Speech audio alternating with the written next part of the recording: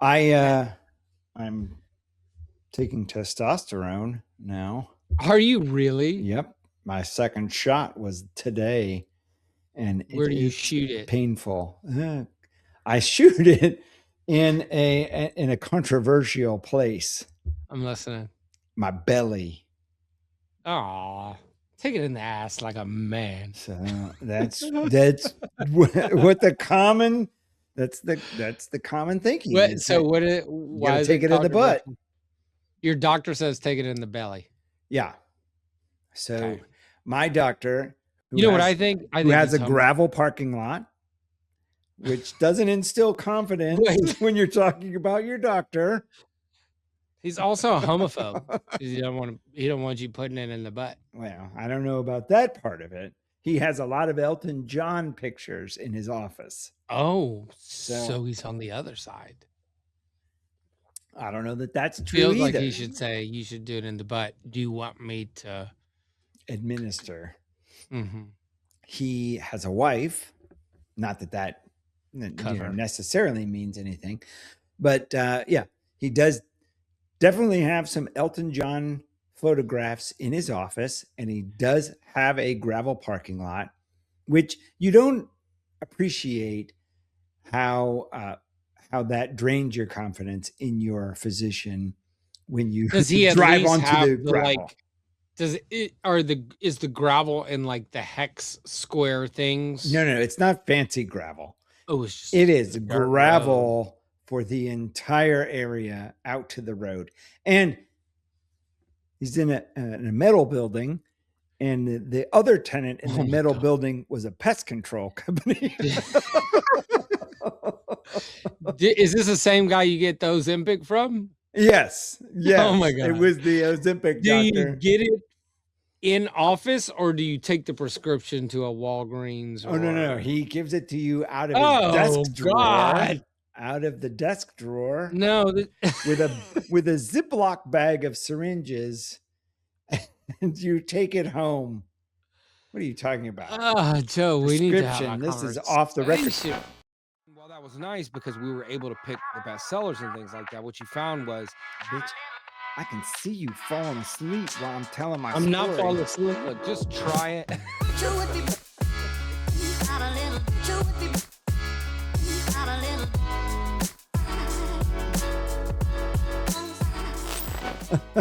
Sorry, that was inappropriate. Interesting. Welcome to Two Homeboys. Yeah. With your guests, Gabriel Cohen, CEO, president, El Presidente, leader in charge, head person at the company of Classy Living, which is difficult for all of us to get used to. So if you're feeling that difficulty, you're in good company. We're all having a little trouble not calling it classy art. So, yes. And me, Joe Walter, VP of some bullshit ad, Tango Multimedia, your favorite advertising agency, according to Furniture Today, 2 years in a row, which I voted for 1,000 times by myself. Congratulations. Thank you. I noticed something with Apple too. So Yenny loves talking to me in the car because she says my eyes pop. And I was driving and I noticed it. And I was like, oh shit, let me take a picture. I wanted to post social media, whatever. And I tried over and over. And what it does is it edits the picture even before I say edit the fucking picture. Oh, really? And so like my eyes don't pop in the photos, but on video, they're like, damn, even I want to fuck myself. You know what? I can't capture the picture. Anytime I use ChatGPT to make a picture of myself, like I'll do, like turn me into a Christmas cookie, or I had it create a headshot of me, and every time it straightens my eyes.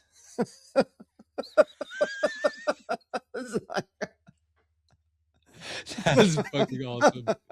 I can't even get a break from ChatGPT. That's going in a clip. That's clip worthy, Alex. We're going to start marking it. Write it down. All right. 7 That was minutes. at 4 minutes. You got to get that clip in there, Alex. Or ChatGPT straightening Joe's eyes. StreamYard doesn't do it. Oh. Are you sure? Mm-hmm. All right. Well, we're rolling and we're in it, baby. Let's go. He's ready. You got your lights right? It's good enough. You feeling good? I'm lighting it up. Yeah. Well, it's nice to do this again. It's been 6 I know months. it's been a minute. Yeah, I miss all of our fans and followers. Yeah. All 3 or 4 of them. Thanks for tuning in, you guys. Jerry, Phil. Yeah, we appreciate all 7 of you. My mom. No, it is a lot of fun, and took a little hiatus, sabbatical. I don't know what you call it, but yeah, just busy, man. Just busy with work and life and garden and gym and girlfriend and kids and classy living, blowing up. Yeah. It's been really, really good. So, especially considering market conditions and everybody with the crying and what's happening out there. So, yeah. Tell them why is it blowing up? What's changed? Actually, well, a couple of things. Let me get a little wine. Yeah, let me go ahead and open mine doing too. Wine tonight. Talk. I'm doing wine too. Joe's a copycat. Yeah, for sure. I just can't handle bourbon anymore. But I think we are going to do bourbon in the High Point episode because I have something very special. We're not going to talk about it. Oh, you actually might know. So we're not talking about that now. But be sure to tune in for next month's. Well, we're going to film it later this month, but next month's episode that we film in High Point with our very special guest, Dennis Hoy, who is a living legend in the home furnishings industry. He's currently with FMG, and he's been, around the block. Everybody knows him. He's just a great guy and really knowledgeable in all things furniture. So from the wholesaler perspective, from the retailer perspective. So you guys be sure to tune in for that. And I like the little pre-sale deal there. Yeah. Hyping it up, building the building the excitement for the next. Yeah. It's a big deal, man. It's Dennis Hoy was talking about. We've been really lucky to get some really amazing guests. Of course, our good friend Patrick Henley, who's another living legend, revolutionary even in the furniture business. We had Larry on, and God, I mean, if you don't know Larry, you're not in the furniture business. Yeah, Larry Fioriani from Coaster. Who else do we have? We had Larkin, David Larkin. Geez, the ultimate legend. Yeah. And I'm really looking forward to getting to market and seeing all those guys. Well, and we had Tom Liddell. Yeah. Another guy knows everybody's got his finger on the pulse of the industry. We've got Molly Mays, which is, an enigma in the business. Isn't that the truth? Yeah. Outside the industry, super young, just got leadership written all over her. Yeah. So yeah, it's been great. Yeah. Now who are we missing? Yeah. I don't know. Well, if we didn't mention you, thank you for being on. Yeah, it is really, it's those guys that cheers. I'm going with the 2 homeboys glass. All right, I don't want to click his lens, but I really wanted to. We both went white. Yeah. Well, I got a red and a white. They delivered my white hot. Oh, well, that's not as good. I am drinking spinning it white because it is daylight, and you taught me that you drink white during the day and you drink red after dark. That's why I got one of each, because we're going to transition into nighttime during this episode. Yeah. Currently 5:19. It is white time. Hashtag not racist. Hashtag maybe a little. Hashtag flare-ups in traffic. Oh my gosh. But your Delicious. question is Why? it Like why? was Why are you blowing up? yeah, I think it's a collection of things. I think timeline wise, going back when the industry hit the cliff post COVID, a lot of people were turning down their costs, more specifically, their marketing and advertising. So we took an opposite approach. We ramped all that stuff up and we were able to kind of maintain our revenue structure. We're spending more money to get there, but there's less clutter when everybody turns out the market. So your dollars go further. You can make better marketing buys because the demand's lower, and so you have the publications and the media channels are more willing to make a deal because they're needing the business, and so we ramped up back then. After that, we started making a lot of investments in the infrastructure. So with our ERP system, gives us a lot more flexibility, control, and very customizable to do a lot of cool things that our previous system couldn't do. Jonathan and I are both very creative in how we do things, and the other systems just couldn't keep up. Whereas like NetSuite, the world's your oyster, you can do anything. But I think the biggest impact was the investments in the personnel, right? And of course, we've had Craig on the podcast, so he's been instrumental. We have Megan in our inside sales team. We've moved the standards for Priscilla as far as like what we expect of kind of everybody now. I think just company wide, our standards have gotten much higher and stronger for what we demand of everybody. Not to like a stressful level, just of like a professional level and like follow ups and there's a structured sales process where in the furniture industry, it's been a lot of like, oh, did you call that guy back? Oh, who came in the market? I don't know. Who talked to this guy? And, now we have a very, very serious CRM system via NetSuite, as well as we have weekly sales huddles where we talk about all of the opportunities, both in new customers and in existing customers. So anytime we're having a conversation about a deal, it's a new opportunity. And we meet every single week and we go through each and every one of them. And what's been great about that is not only is it forcing everybody to follow up once a week, but more importantly, we're getting group thought. So like, for example, if XYZ isn't responding to your emails, or they responded, but now they're not. And so we have this group thought on creative ways to get them talking again or where it fell off. And so everybody's learning from each other, and iron sharpens iron. It's just gotten, I mean, the amount of opportunities and how much they each progress has been astronomical.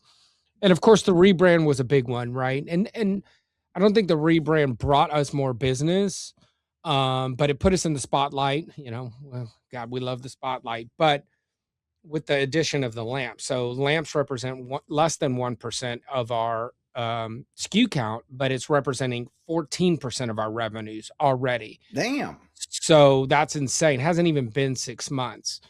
Of course, we've got a major Bolt lamp and art release coming up in High Point, but it's been wild. And the lamps have got us into other dealers that we couldn't get in their door, or we weren't pursuing them.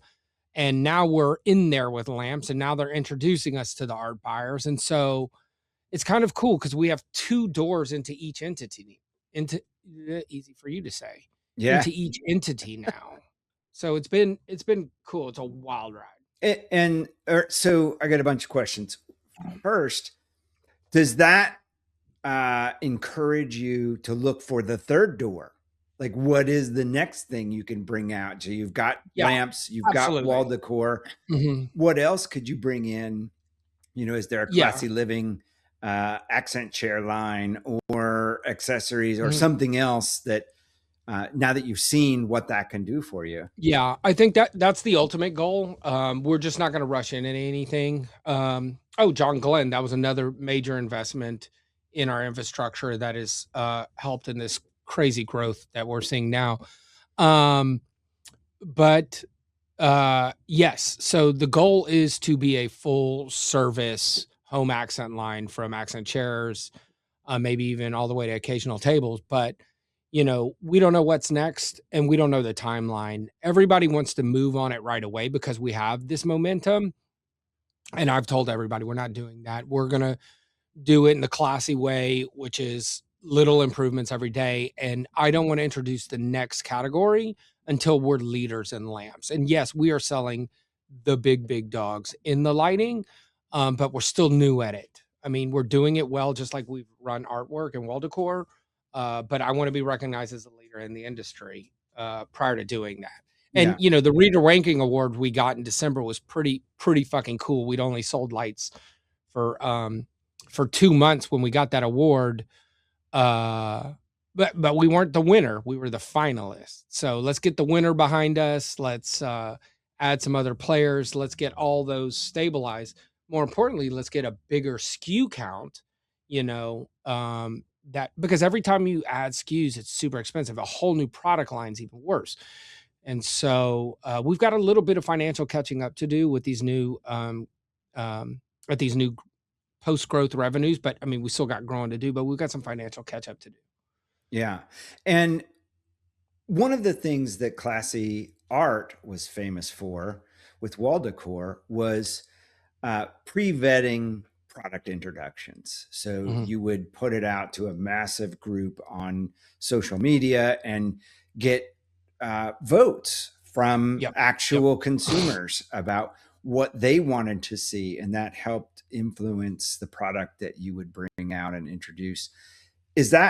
Are you able to do that with lamps as well? So Or it doesn't really work that way because there's not as many like no, there are. I think it does work. I think it's less personal than artwork.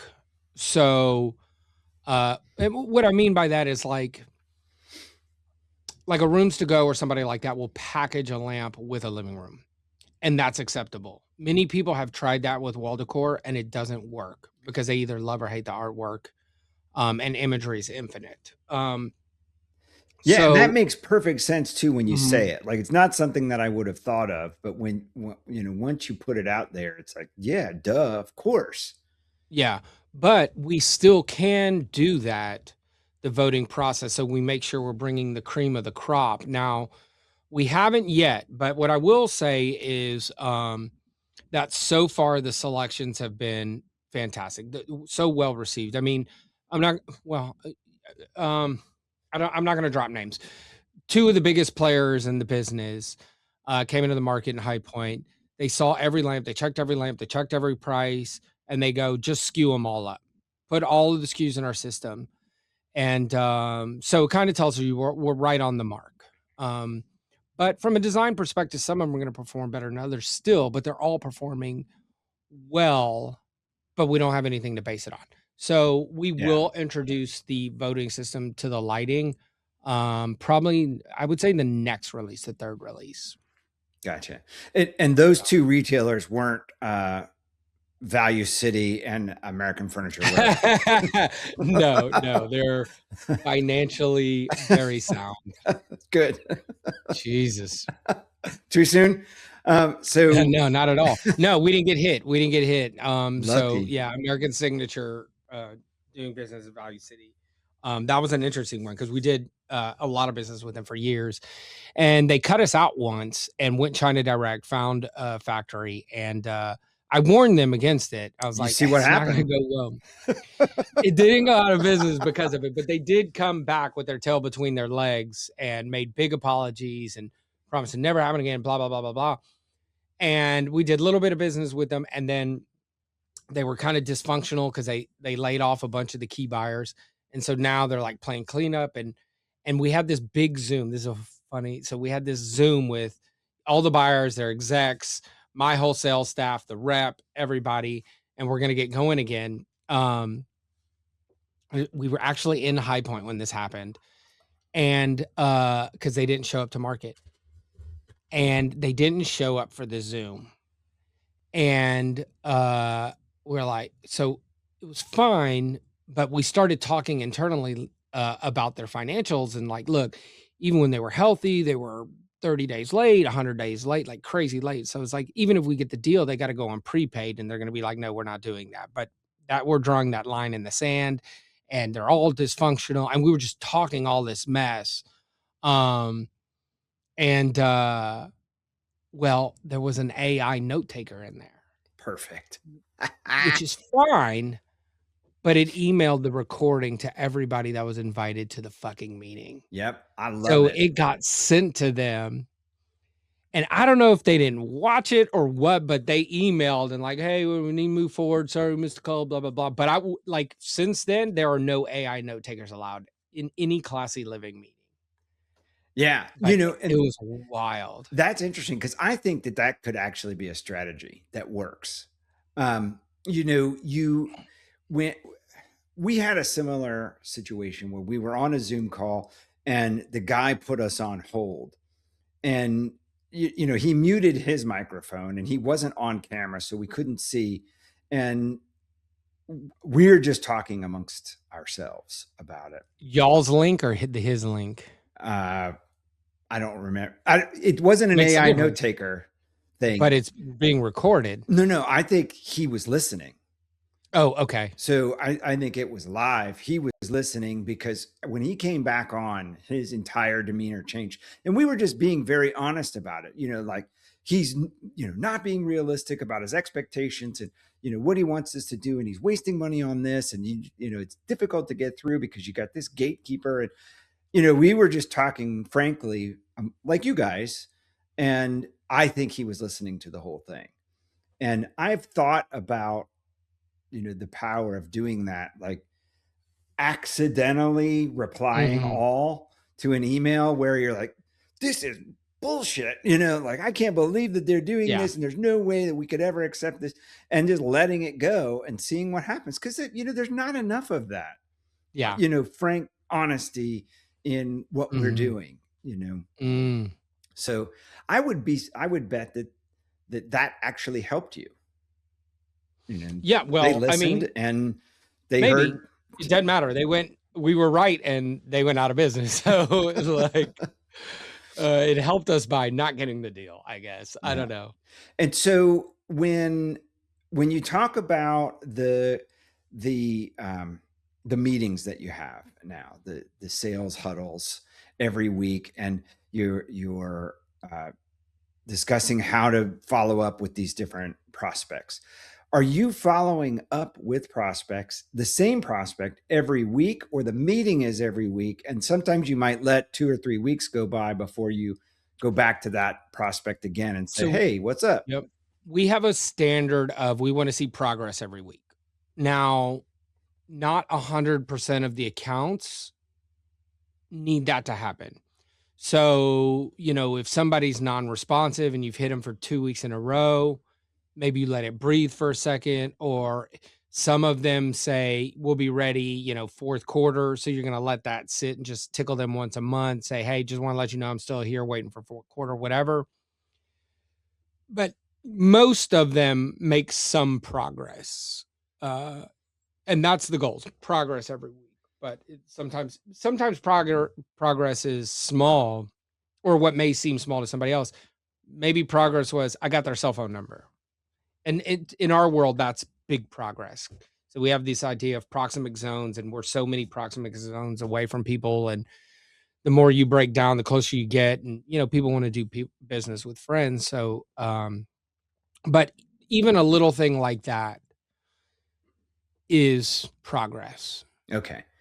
Well, that was what was curious, because, I imagine somebody following up with me every week, and I'd be like, dude, enough. Like I don't need it right now. No, but it is what it is. Alone, No, but we have little systems. So I'll share a couple of stories. So, a very large off-price retailer across the country. We had a change in buyer, so we don't have a relationship with this lady. Where we were already doing business and now we're not. And she asked for all these things. We gave her all these things.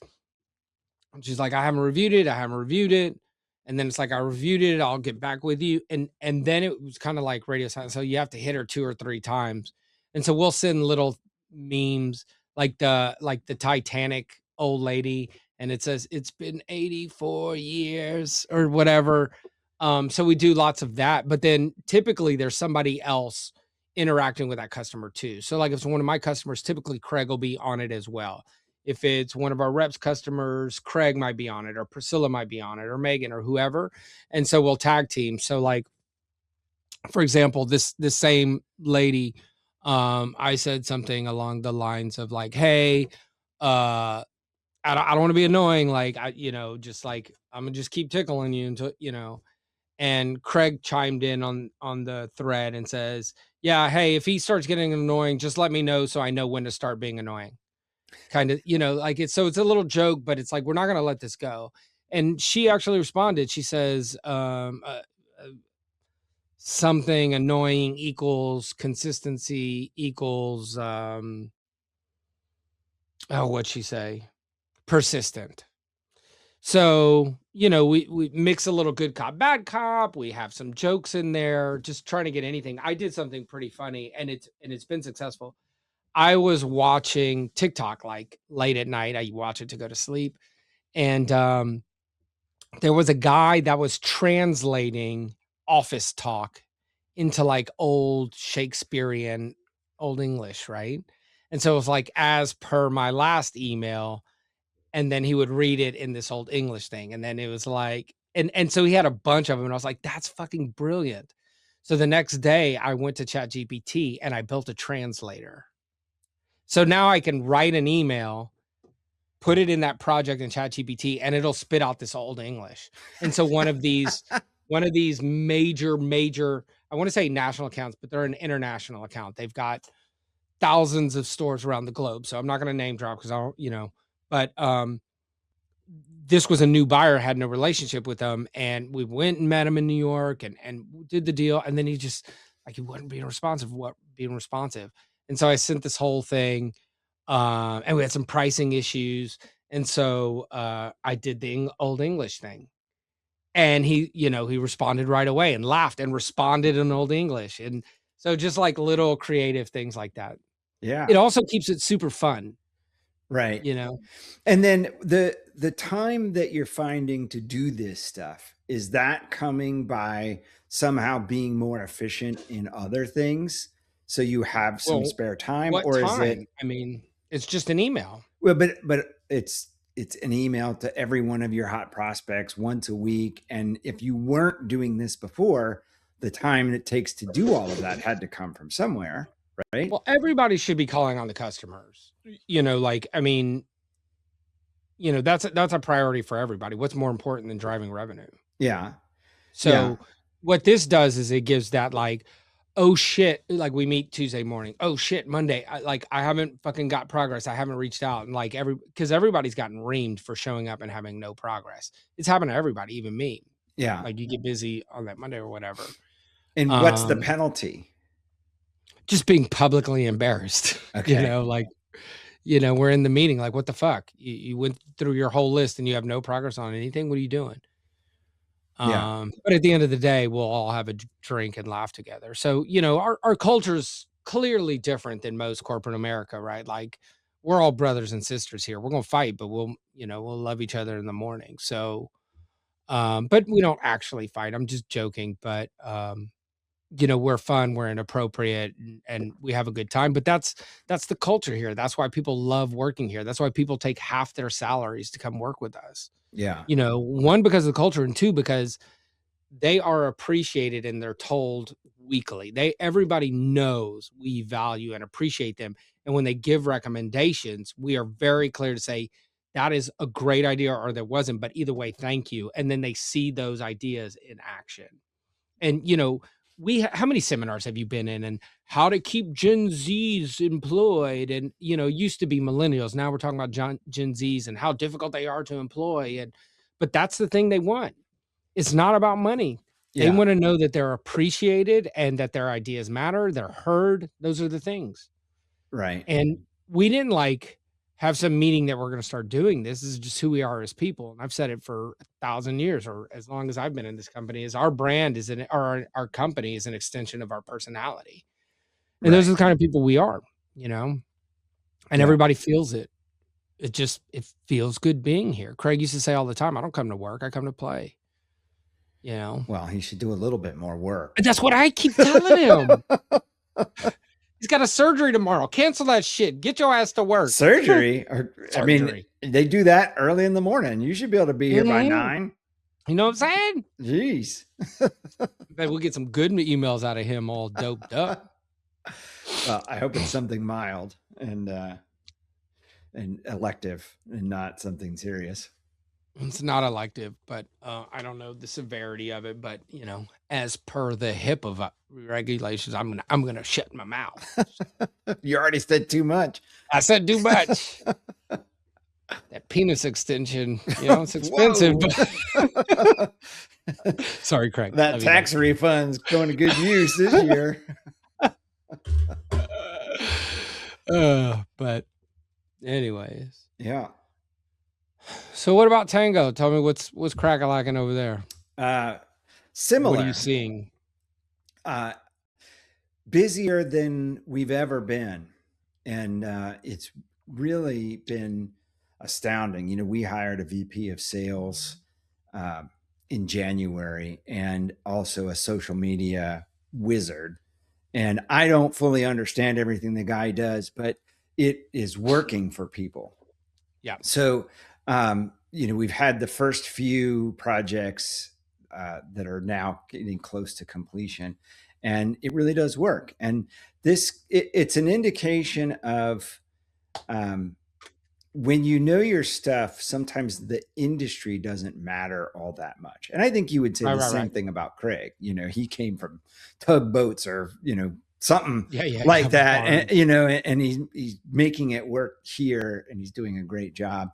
This is the same thing. Like, this guy doesn't know anything about the furniture business. And, and the other clients that we serve, and we've got a fence contractor, and the way they work is very different than the way a furniture company works. You know, our furniture clients want customers coming into a store. This guy wants appointments set, you know, phone calls and filling out the quote form and stuff like that. So it's two very different goals, and he's been able to figure out how to get to the thing that matters most to the consumer, instead of the same old, you know, cookie cutter. Here's a sale, you know, big sale this weekend, you know, that people are always saying. So giving the shoppers a reason to buy, or a reason why they should buy and not what they should buy. I'm fucking it up. So no, but I get what you're saying. It's been really great. Like, would you say that it's better to have somebody from out of the industry? I mean, there's certain advantages to having somebody within the industry, clearly contacts and all that. Yeah. But that fresh perspective of what other industries are doing or things like that. That's a great question. And, you know, I think that ideally it's good to have a mix. You know, for us, it works because it depends on what their role is. Like Kurt, our VP of sales, he has so many relationships, and that has been fantastic for us. You know, just like the introductions, and he's been doing this both on the retail side and the wholesale side for 20 years, maybe more. He was with Serta Simmons for 11 years. And then he worked at an appliance and mattress store for a bunch of years before that. So, you know, he has credibility with people and he knows a lot of people. So that helps in its way. And then, you know, Nico doesn't know anybody in the industry, doesn't know really anything, and may not have even bought that much furniture in his life yet. Right. But, you know, he knows about human nature. He knows about branding, you know, and I don't know where he learned it. You know, at first I thought it was ChatGPT bullshit, but he, you know, can talk it too. Yeah. And he can adjust on the fly. So it's not just things that he's regurgitating from, you know, AIs. He understands it. Yeah. He knows it. Yeah. So it's been interesting. We've been very busy, and, you know, it's not unlike your situation. I think, you know, you're planting these seeds 10 years ago. And if there's a frustration, it's that it just all takes so long. You know, it's like we're getting there now. And if somebody's new here, they're, it may seem like it's quick, but it's, the relationships that we've been cultivating for all these years. And without Right. knowing these people, we wouldn't get anywhere. And that's another Yeah. thing, like our outreach, our cold outreach doesn't seem to work very well. Where we're getting most of our stuff is a person who knows a person, whether Well, but we know also, them. yeah, I mean, that's easier, but I think cold works. Cold works. So it's starting it, doing it, refining it, starting it, doing it, refining it, finding somebody who actually knows how to sell things. Yeah. Excuse me, not an industry person, just somebody who knows how to sell, and then teaching them the business. And so we do it all the time. And we today quoted a national chain of 1,900 stores that I tasked her with, just go start knocking on it, knock on that door. And now I gave her half a dozen of them to knock on, and this is number 2 we're already quoting. Wow. Now that was 6 or 9 months ago, but now here we are at the table with them. And so that takes time too, but it's never going to happen if you don't start. And she didn't start with those. Yeah, she was knocking on them, after 2 or 3 months of starting. She was calling, pretty much your independents and things like that, and everything else she had to find herself.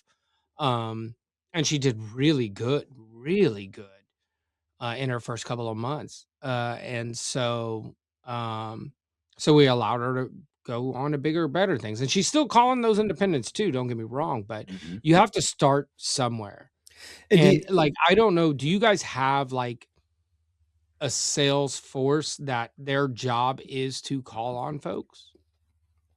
just now, like Okay. in all of these years, we've had account managers and we've kind of tasked them with trying to prospect business.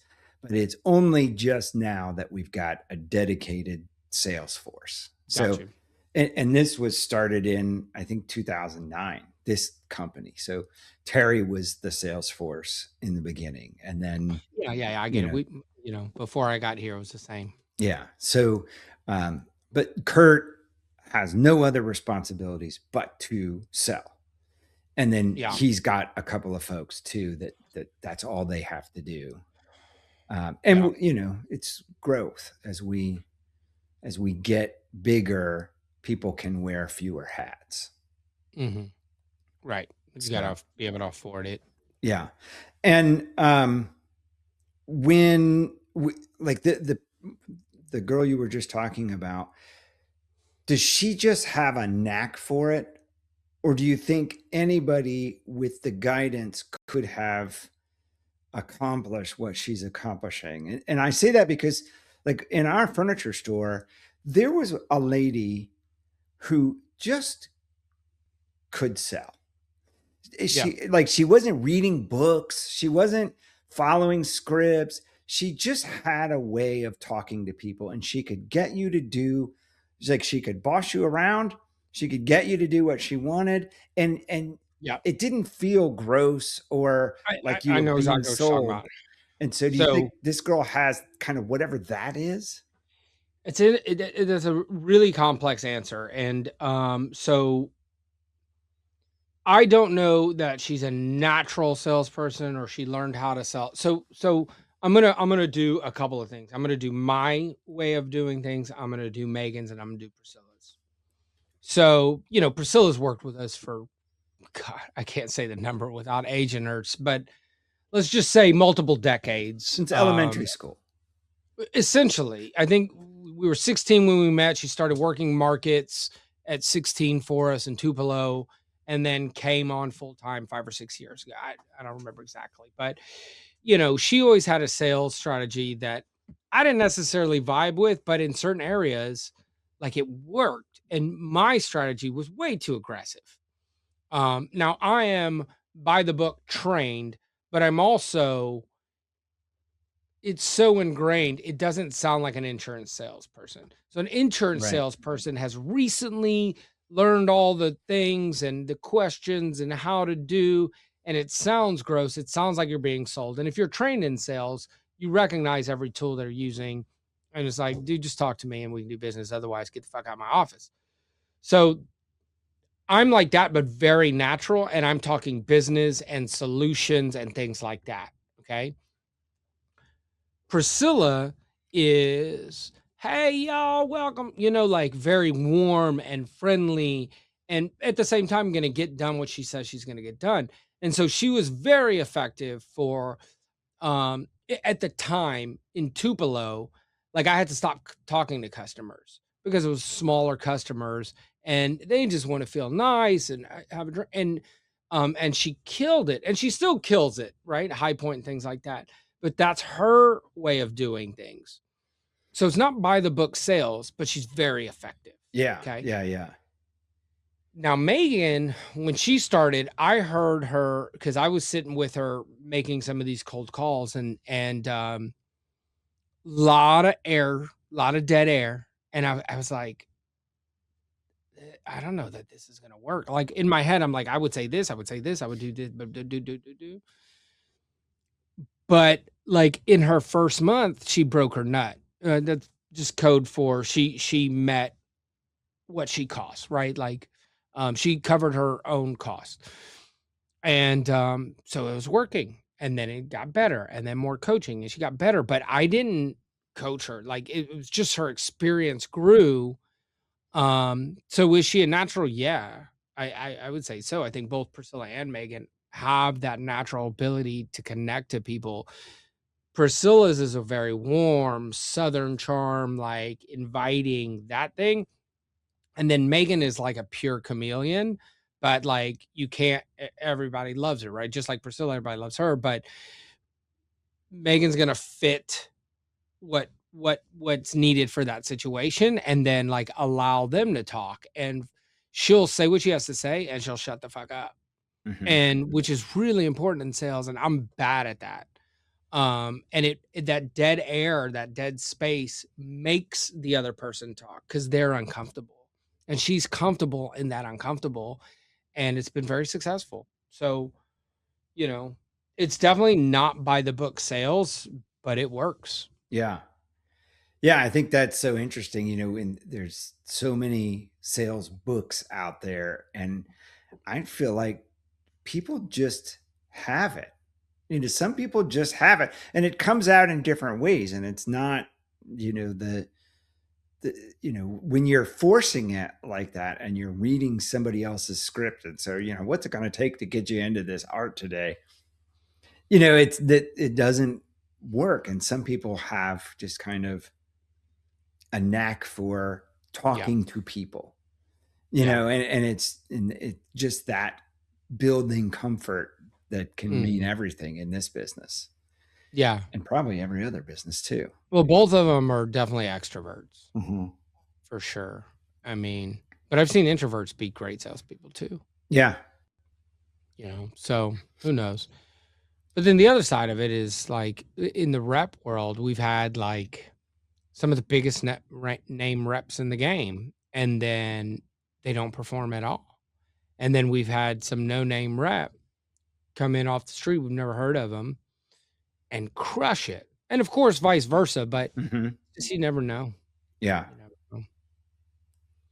Yeah. Well, let's take a pause right at that clap. Hey, is opening that door going to destroy the audio? Because it's hot as fuck. Huh? Let's open the door. Let's get some more air in here. There's nobody here, so there won't be a bunch of noise. Whoa, what's up with the background noise? Holy shit. That's all I can hear. Is there a marching band? Are you at a parade? My previous staff put a sign on the door to this studio, called it Gabe's Boom Boom Room. Not a lot of space in here. Like, I guess it's bigger than an airplane bathroom, but well, what are you trying to? Are you confessing to something here? Nope. Okay. All right.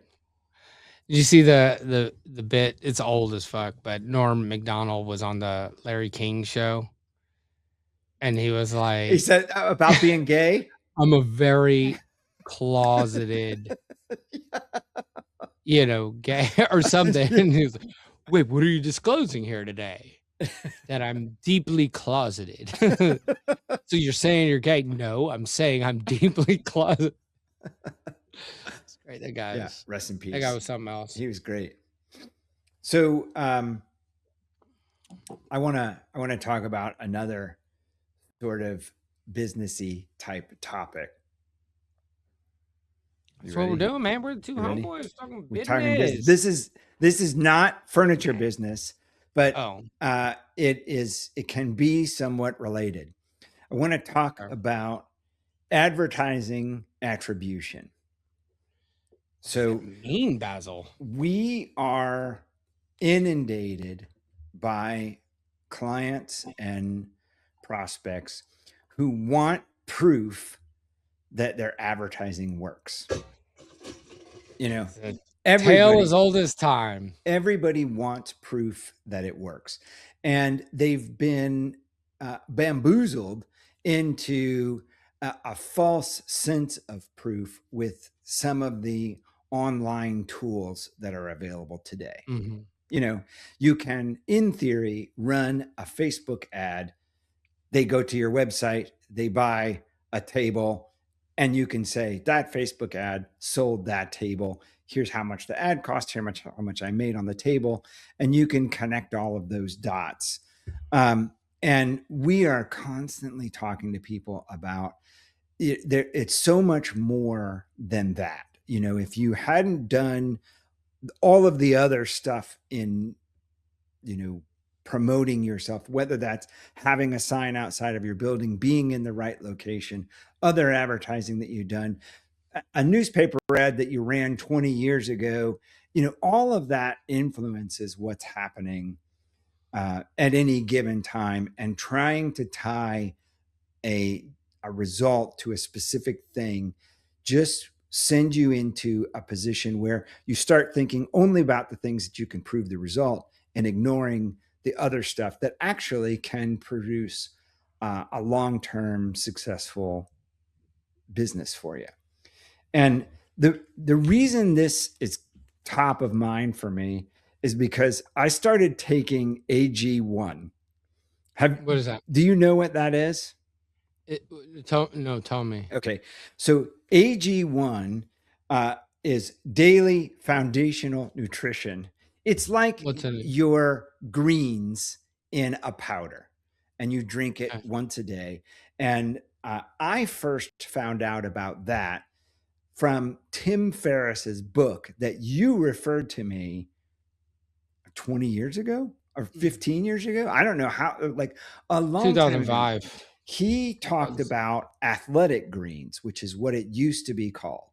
And he talked about it in the book before he got paid, as, you know, part of his books were, you know, optimizing your diet. And he said, you know, this is a great tool for me to make sure that I'm getting all of the vitamins and nutrients that I should be getting from vegetables and fruits and my food, but I don't always eat the right way, or I'm not always able to do that.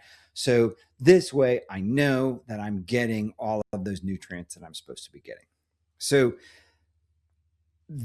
I first found out about it from that book way back then under a different name. And then ever since then, I get you hear about it on podcasts. I get ads for it on Instagram, Facebook, TikTok. I see ads on television commercials. You know, I've heard about it in 1,000 places since that original mention in the book. And for all of this time, I have been thinking sooner or later, I'm going to do it.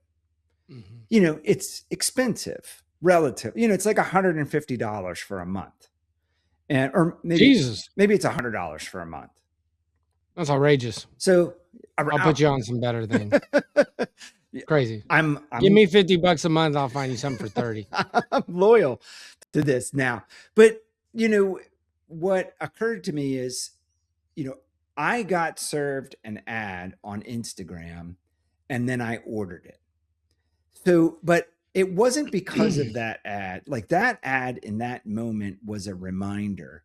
And if somebody in their, like they know that they need to be everywhere. There's no way to, you know, tie it back to all of these Yeah. things that they've been doing, and all of that, the constant reminder year after year. It took me 15 years to actually become a customer.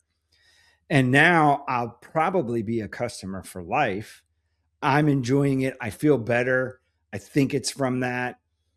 It's not cost prohibitive at this Right. point. So I think, okay, so there's a couple nuances. So the first thing is, when we put this in terms of furniture retailers, we're talking about them going to a brick and mortar, and that's their primary source of business. Whereas this company and a lot of companies like it are primarily digital companies. Yeah. Now, You place your order online. There's no store to right. buy this in. So it's significantly easier to track. But even though you saw the ad 1,000 times, they're going to know the cost of acquisition, because they're going to take how much they spent per year over how many new customers or business they got that year. And there's your cost of acquisition, right? And then somebody like them, the smart way is lead with that. And then the retailers, the brick and mortars, the vitamin shops, etc., have to have you, because customers are coming in looking for it, because they're already spending massive amounts of consumer facing marketing that's driving a pull demand versus a push demand, which is what we do. Yeah. Right. So we're pushing it down retailers to be present for consumers. We're not advertising to consumers like a Coca-Cola. Okay. Or Helix. So Helix mattress is doing that in a major way right now. Okay, yeah, there's a bunch of them. Purple Casper, a bunch of them use the pull strategy, Yeah. but they all started as digital companies, right? Mhm. And so the money they're funneling into the marketing strategy to drive online sales, the byproduct of that is consumer pull demand. So now retailers have to have them. So those people, AG1 is now on shelves. Maybe. I don't know. I mean, I don't know. I'm just assuming, but LMNT is, and all the other guys are, yeah. right? Purple and Casper are, right? So it's a little bit different strategy than a traditional brick and mortar furniture store. You know, when it's all digital, it's easy to track.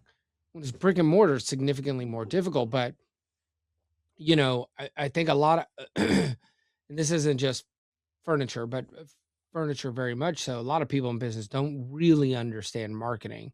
And it's not, this is the avenue I'm going to market, and then we'll see how many sales I get from this. And if it does better, we're going to increase Yeah. it. That's what everybody wants to do. That Right. doesn't work at all. There is a marketing matrix, and it's about consumer touch points or customer touch points, let's say, or potential customer touch points. And you need to be hitting them from all angles, right? And so, like, for example, Classy Living, right? When we place our ads in Home Accents today, and then we do an e-blast, and then we do some Google things, and we do some social media ads, and then we're at the trade show, and then we have reps, and then we do a direct mail piece, and then we do an e-blast, and all of those things we do. Mhm. It's impossible to directly point, this is the way they came in, and this is how we got them. You know, what it does do, I want to say do, what it do, but that's not right. Is, you know, one of those things, like you said, is going to be the reminder, oh, I've been meaning to do this. So we're developing mind share with all of these touch points. So I think we've talked about this concept of mind share on the podcast before. Think of mind share, think of market share, right? So the US is the market, and you're Coca-Cola, and you own 40% of the market share, means 40% of all sodas is a Coca-Cola product. So that's market share. Everybody's familiar with that. The less familiar concept is mind share. So mind share is the same portion of your brain. So if you think soda water, who do you think? Coca-Cola. That's because they also have great mind share. That's how they got that market share, right? And so they've done such a great job. We even use the word Coke to mean I want a soda. I want a Coke Yeah. or whatever. And so that's what your marketing matrix does. It keeps plugging subconscious things. Nobody sees an ad and says, "Oh, well, that's nice. Let me do that."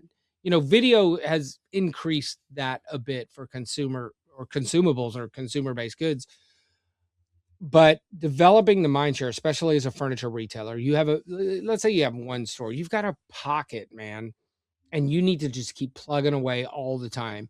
When they need furniture, they need to remember ABC. Yeah. Period. There's no second. I'm going ABC first. I've been seeing their ads for years.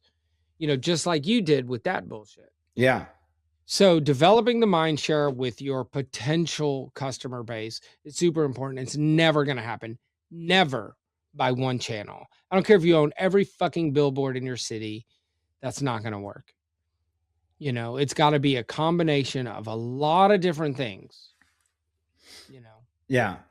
And then that's one of our frustrations is that we get so many retailers that want the one thing. Like, well, Yeah. we'll see how this works. Well, don't do it. Like, it's not. Yeah. Save your money. Yeah. If you're going to base your future on how this one thing works one time, like you just don't know. And Yeah. don't give this thing credit if you have a great weekend. Like I have that conversation often too. So somebody will say, "Oh, we sold $10,000 and they said they found us on Google." And I say, "Google doesn't deserve the credit for that." Yeah. Like, well, that's a nice thing because most people wouldn't do that. They would take the credit. Yeah. Now, and it's selfish on my part because I also, like I said, someday you're going to say, "Well, I spent $2,000 on Google and I didn't get anything." Remember when you got a $10,000 sale and you said it was all Google? That wasn't all Google. And all the other sales you got this week that said they weren't Google, Google might deserve some of the credit for some of those too. You got to be kind of everywhere all the time. Yeah. So exactly. or as much That's as you exactly can. right. So I think the thing that changed it for us to get in that mindset. I mean, we've always been marketers and promoters, so we've always put a lot of stuff everywhere. But it was always difficult to say, "Oh, I'm going to add that channel. I'm going to add this other platform." What changed for us was budgeting and saying, industry standards, whatever. Every industry is different, but take that number. So take your last year's revenue, look at what you can afford, call it 3%, which by the way is very, very low. Call it 3% of revenues, and that's my budget for marketing next year. And then spend it all. Yeah. And then see how you do. And then if next year your sales are increased, guess what? So does your budget. Yeah. And of course, there's outside factors, market conditions, consumer confidence, going to war, etc. But and who was I talking to about this the other day? Oh, it was Dennis, our guest for the next episode. Was Don't one of the spoil things that we did. No, I'm not. This is just a conversation, and this is how we've always lived. Is we operate with blinders on, like those horses. Like we know what our goals are. We're gonna find a way to get there. I don't look over here to see what my competitors are doing. I don't look over here to see fucking market conditions and what the president said on fucking Twitter or whatever. Like this is what we're focused on. And if it's not working, try something else. If that's not working, try something else. We get creative. So the point is, like, the market for a furniture retailer sucks right now. And all of the vendors feel it. We don't. We're throwing up big numbers. We're going to grow this year by crazy amounts. We're going to grow next year by crazy amounts because when I look at that stuff, there's opportunity everywhere. So even as a retailer, you've got this pocket, and I get it. Okay, so let's say you can only target these 100,000 people, and your whole existence is based on these 100,000 people. That's harder than my global potential market. But however, okay, so fewer people are going to walk in your doors, or same amount of people and fewer people are going to buy. Where is the point? Is it fewer people or is it smaller tickets? Right? Okay, it's fewer people coming in the doors. So how do I get more people in the doors? Okay, my marketing isn't working. What am I going to do different? What's the new trend in advertising? Oh, it's video. Okay. So that's the thing. First of all, problem solving and creativity is the biggest part to being successful when it comes to marketing, right? But if you're not looking at the right question, then you're just shooting darts at a dartboard with Yeah. your being fucking blindfolded, right? Take the blindfold off, do some due diligence, find out what is happening. Where is the struggle? Are fewer people coming in the door?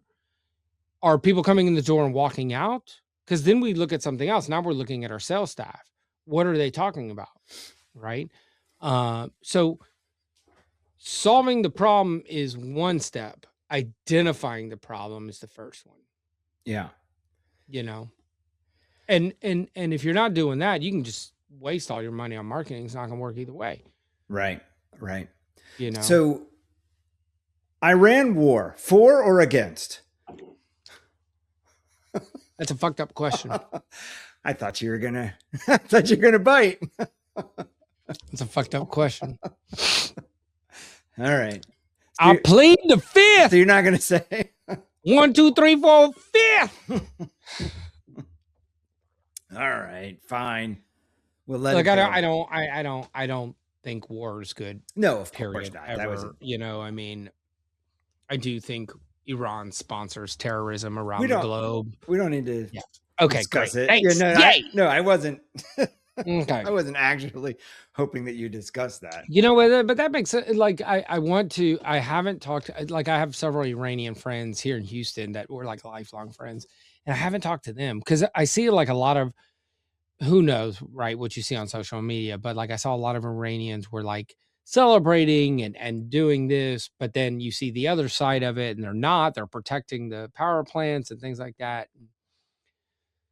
So I need to reach out to those friends and see like what are their thoughts, like truly. Yeah, you know. Well, it is abundantly clear that social media will feed whatever is the thing that gets the most attention, whether it gets attention because it makes you angry or it gets attention because you believe in it. It's going to feed that. And I think it's supremely dangerous because you're only seeing the thing that you already agree with a lot of the time. So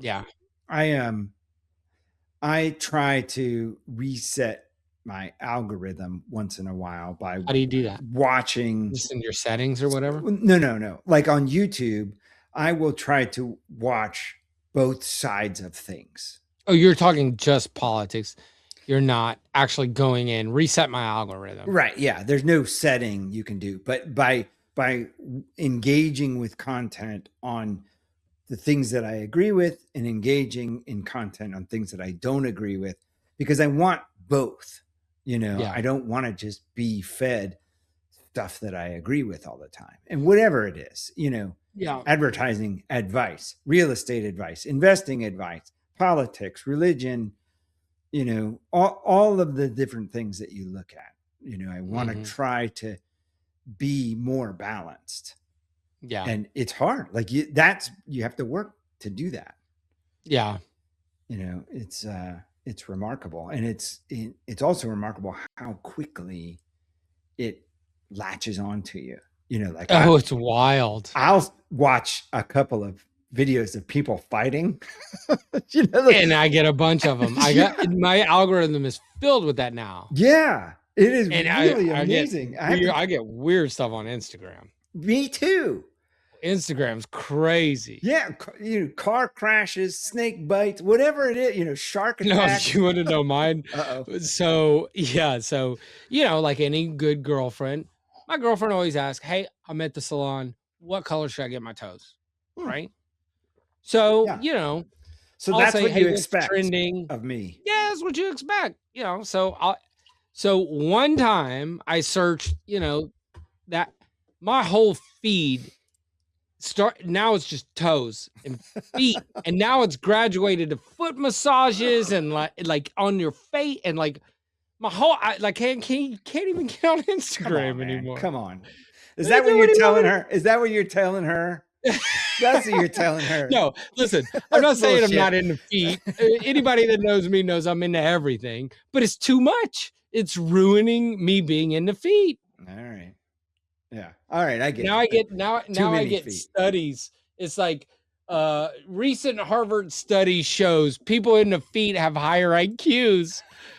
What the fuck? Yeah. Well, it also says people who are into fight videos have higher IQs. Yeah, exactly. It's crazy. Alex gets people who are into Sony cameras have higher IQs.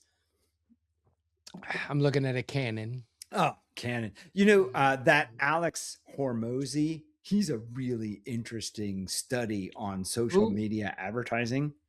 Who's that? Alex Hormozy. I don't know. He's a buff guy, always talking about business, often in a tank top with a flannel over it, Wait, is this the guy with the nose with the nose thing. magnets? Yes. Yeah. And you can look up on Facebook ads library, you can see what ads people are running. Anybody.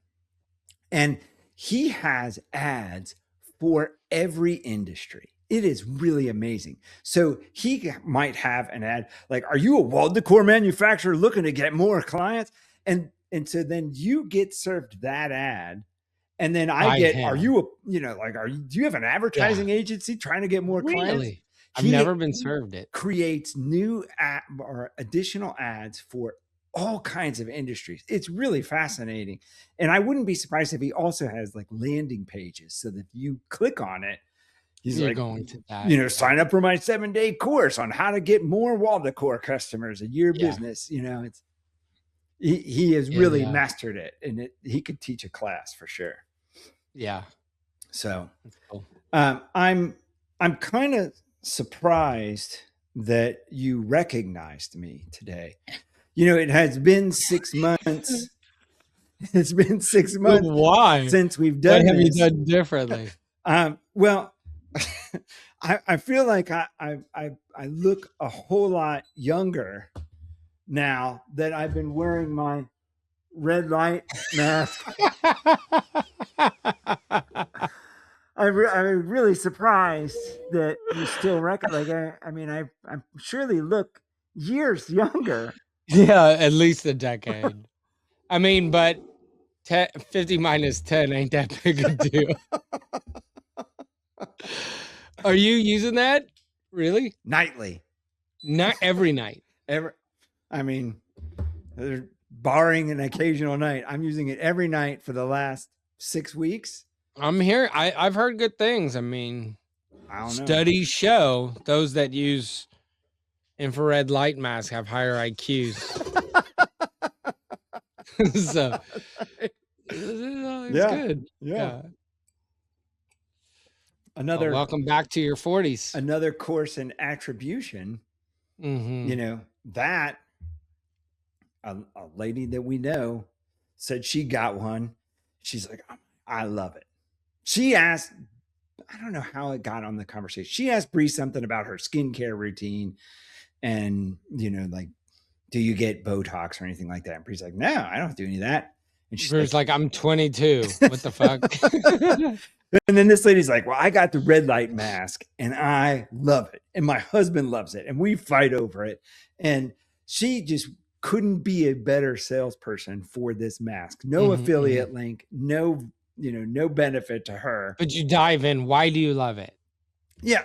But she's like, "I had these spots and my spots had gone away." No, she had legit. And she's like, "I could tell that my wrinkles are less pronounced than they were before." And my husband he had whatever. Okay. Loved it. Cool. Had reasons. And I did notice your eye was straighter. That's ChatGPT. So, she talked us into it. Yeah. In that and now you love it. And now you're pitching it on our global platform. That is right. Have you set up an affiliate program so that we can link it in the bio? They don't have it. Because I thought maybe she's going to get a little commission off of this. Rookie. Maybe she's going to get a commission. And there was no, she didn't give us the link. She's just like, "Here's what I bought. Look it up, Google it," which I did. And then I'm not talking about for her. I'm talking about for two homeboys. no, I get it, but I Mm. couldn't find any evidence that there was an affiliate link We because could sell like Ryan 2 or asked 3 about of it. those things.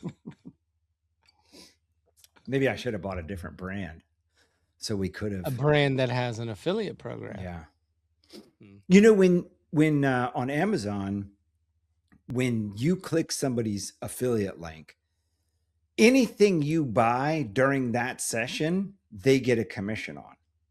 Really? I didn't know that. Yeah. Even like, so you go there for one particular thing, you're, feeding seed for your garden, and then you end up buying a shovel and a outhouse or whatever. They get commission on all that stuff. Huh. That's what I was told. That's pretty cool. If that's accurate, I mean, I got a network of people and be like, just click this anytime you want something from Amazon. Yeah. Well, I learned that because I met a lady who used to be a producer at CNN, and she quit, and now she makes YouTube videos. And she started out making YouTube videos about sewing. And like she put a link to her sewing machine or her scissors or her, like the different things in her sewing videos. And when people bought them, if they also bought a camera, she got a commission on that. That's wild. Well, Black Cow, the compost company How of now? cow manure, sent me a T-shirt. Really? So I am officially. I may have asked for it, and I was willing to buy it, but they wouldn't take my money. I may have asked for it and sent them $28. No, they wouldn't take my money. They said, thank you for being a fan and using our product and being on social media. You can have it. And I was like, I feel like an influencer. Have you worn it in any of your videos yet? All of them. Not all of them, but a lot of them. Why are you only posting? I'm not going on TikTok. I haven't been on TikTok in 9 months. It's so much work. It's just reshare it. I know. It's not any work. I know. And I know that you feel I just like, don't want my Instagram being full of that. Like my Instagram's like my whole life. My TikTok is like my garden. It has developed into that. but I don't know. I mean, it's easier to make a community on TikTok. And I've started this thing, like there's a lot of Houston gardeners. And so some of these are like big guys, like a couple million followers and stuff like that. And I've made friends with a lot of them. Not all in Houston. I made some friends with other big gardening TikTokers. But now, a couple days ago, I started let me rewind. A month or two ago, you know the DSD, dad supporting dads, dude supporting dudes, and everybody follows each other and whatever. So I did an FFG, follow fellow gardeners, and I'm always commenting that when I'm not like just in bed scrolling. And I started wanting to make that a movement. So like everybody will put FFG, so everybody will follow and hit all the buttons and stuff. And but then I started thinking like, and I've reached out to a few of the Houston gardeners. And I'm like, I want to do like a Vistage of Houston gardening. So like get together, 10 or 15 Houston gardeners where we meet once a month. I'll host 1 month, you host 1 month, he hosts 1 month.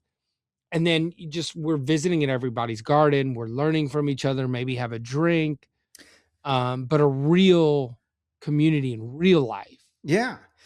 Owen is doing that in Orlando. He's having videographer meetups. And he's doing the whole thing, like he finds the venue. So they do it at a brewery or a restaurant or a bar or something like that. And he's promoting it. And it's all about, hey, just us as videographers, let's get together. Maybe we can share ideas, gear, clients, whatever. If you can't do this job, I can do this job, and or if you need, an extra shooter or whatever it is. And he's had some real success. And it started out like the first one was a couple of his buddies, 6 or 7 guys got together. And the last one was 40 people. Oh, shit. Strangers are showing up. That's cool. To this. And so you could do a gardener meetup, and Like, Well, that's the plan, but let it be regular and let it be in somebody's garden. yeah, I'll be the You first one to know? host at my house. You guys going to come Yep. here. I'm going to have some refreshments. Or you don't have to do it at somebody's house. You do it at a public place where you can have drinks. We're just going to talk Maybe about, maybe the first one, but the whole idea is to get in the garden. Like it's all of our happy places and we all want to show it. Like yeah, I've not done a tour on TikTok. It would take hours. yeah, So like having people there who get it, to who understand that experiment you did and they're seeing that crazy shit that shouldn't happen is happening, you know. And so like I know when my friends or family come over and want to see the garden, I'm like, this is my moment. Let's go. Let's go. Do you want a beer? Champagne? Oh, you know, let's go. So like we love showing our gardens and like to show it to somebody who understands it. Like I think that's meaningful. Everybody I've asked said yes. There's one guy that said yes, but let me be clear. I'm trying to build a large community because I said the word, I'm going to build a small community. It's like, I want to build a large community. I'm like, okay, buddy, you got 6 followers. Relax. You well, know, and this is it, because all of us are going to talk about where we are. You know, right. And that's the other thing. I'm going Right. to It's visit like Jerry's garden group. today. Yeah. Power in numbers. Right now, you've got 12 people out there talking about this is where I am today. Follow his account, blah, blah, blah. This is what I learned from him. You should follow him and learn that. And, Yeah, you know, if I get, you know, there's one guy, Texas Garden guy or Texas Garden guy, don't something like say it that. on here. Don't say No, it. yeah, fuck yeah, I am. I love that guy. Oh, He's in Houston. I've learned so much. I've got Andre the farmer. I've learned a ton from. He's in Florida though. I would pay for his flight to come out if he would. He's got millions of followers. And we're friends now and we communicate on there. But like I have learned so much from these guys. Texas Dragon Fruit, that's another guy. Several of these guys I've learned so much. I couldn't have done my garden without those guys. And so you know, but you get 1 or 2 of those guys and you know, that's going to bring everybody up. yeah. Well, then it kind of sort of makes you think, what about doing that for the industry, furniture industry? Hmm. You know, What would that look like? they have performance groups, but they pay to be in them. And I think maybe one of the things that would stop it in the furniture industry is it's a local thing and guys don't want to share their secrets Yeah. locally. You know, Mhm. they in the performance groups they pull people from non-competing markets, so maybe it wouldn't work. Mhm. It's a shame because, you know, we're all doing this, we're all having the same struggle, and the odds of somebody, you know, not buying from you and buying from me, you know, I mean, it's a lot of it is the people that they engage with, the products that they have, the speed that they can deliver. You know, there's so much that goes into where somebody decides to buy furniture from that you know, it may not be as big of a hindrance as some of these guys think it is. Mhm. Mhm. Certainly not in farming. And in Owen's case, you know, like this videographer thing he's doing, they are in a way competing with each other, Right. but you know, they all stick But they're also together. helping each other out, Yeah. You know, there are you know. instances where they work together. So, Yeah. hmm. Community is good. I like it. How I many like it a lamps? lot. I mean, what? How many lamps are you introducing this time? Which I got to say publicly, I've heard a lot of compliments about John Glenn and your lamp program. Like, Mhm. I don't know what magic he has, but I've heard people that have no, you know, like there's no reason for them to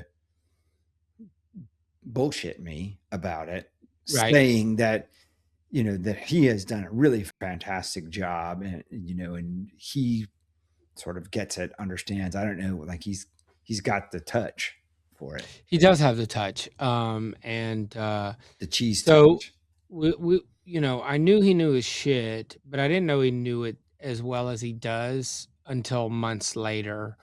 And yeah, he really knows it.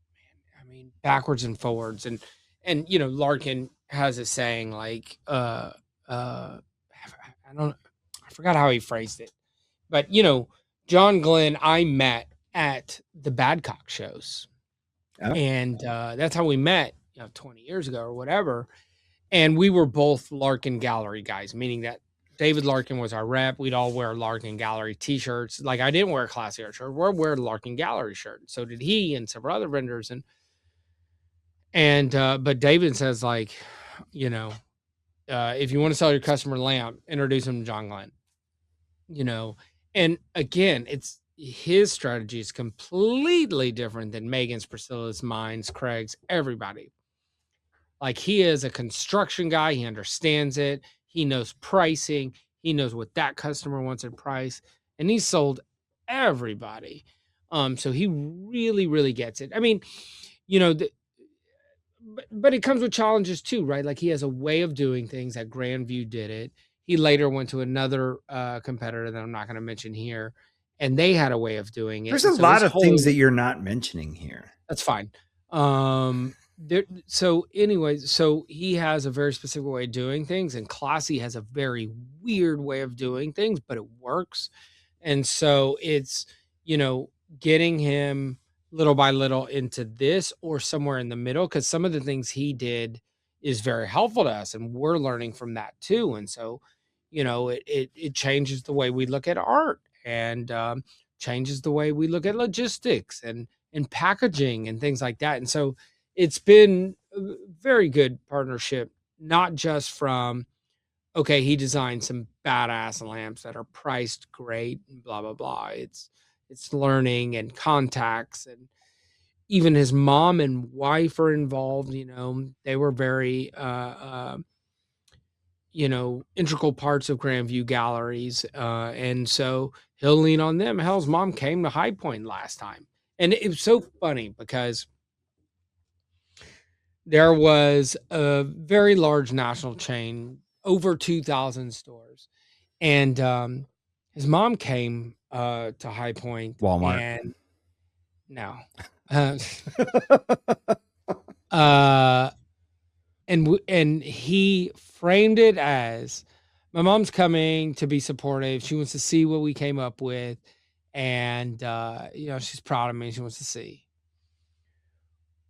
Well, just so happens that her mom, his mom, had a very, very close relationship with the buyer at this retailer with over 2,000 stores, and just so happened to time it right around when that buyer was coming into the showroom. And so it was, she got there. The Sounds buyer like got you're there. suspicious. Super suspicious. And it was great, though. It was great. It was all planned, and we talked about it later. It's like, yeah, this shit didn't happen by accident, man. I'm playing chess.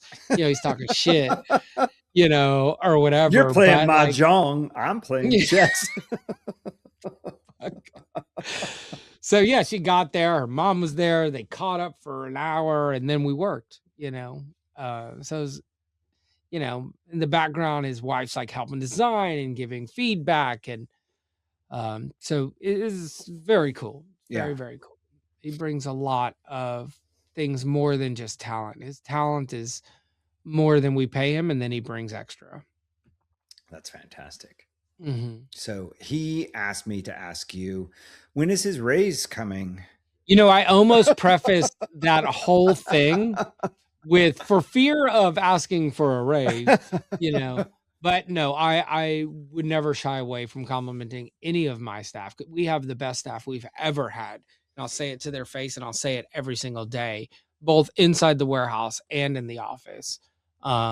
It's wild walking around our office or warehouse now. It's buzzing all the time, and people are just doing shit and working their asses off, and they know they're good. Yeah. And it's great. Love it. Good. Love it. I'm happy for you. Thank you. Me too. You can finally pay me that $20 you owe me. Fuck that. I'm not gay, but $20 is $20. All right. Are you zinning? What are you doing? Oh yeah. Those aren't Tic Tacs. Yeah, it's a breath mint. No, it's a Zen.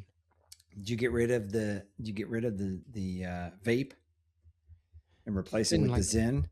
it's been over a year. Yeah. Well, I mean, Year it's and a been half. 6 months since we had a podcast, so Year and a half. and for then the vape. it's bizarre because I don't like High Point. How dare you? At High Point, I am in your showroom often, but you're very busy. So I don't have the time to. This occurred to me when you were critical about me not being at the buying group show that you were at. I was at one and you were at a different one. And I realized that the buying group shows are where we get to spend a lot of time together. So in High Point, you're very busy.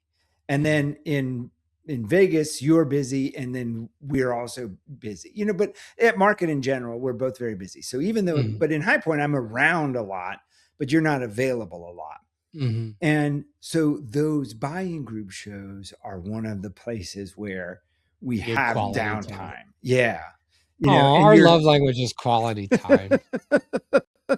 And you're not, like distracted the whole time, right, like at market. So, and us neither. Me neither. Like I don't have appointments all day long and all that stuff. To be fair, we used to have more time at High Point in Vegas.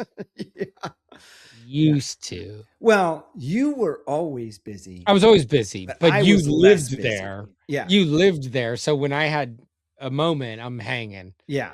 They were catching up or whatever. But you guys are crushing it now. So y'all are always busy. Yeah. It's a problem.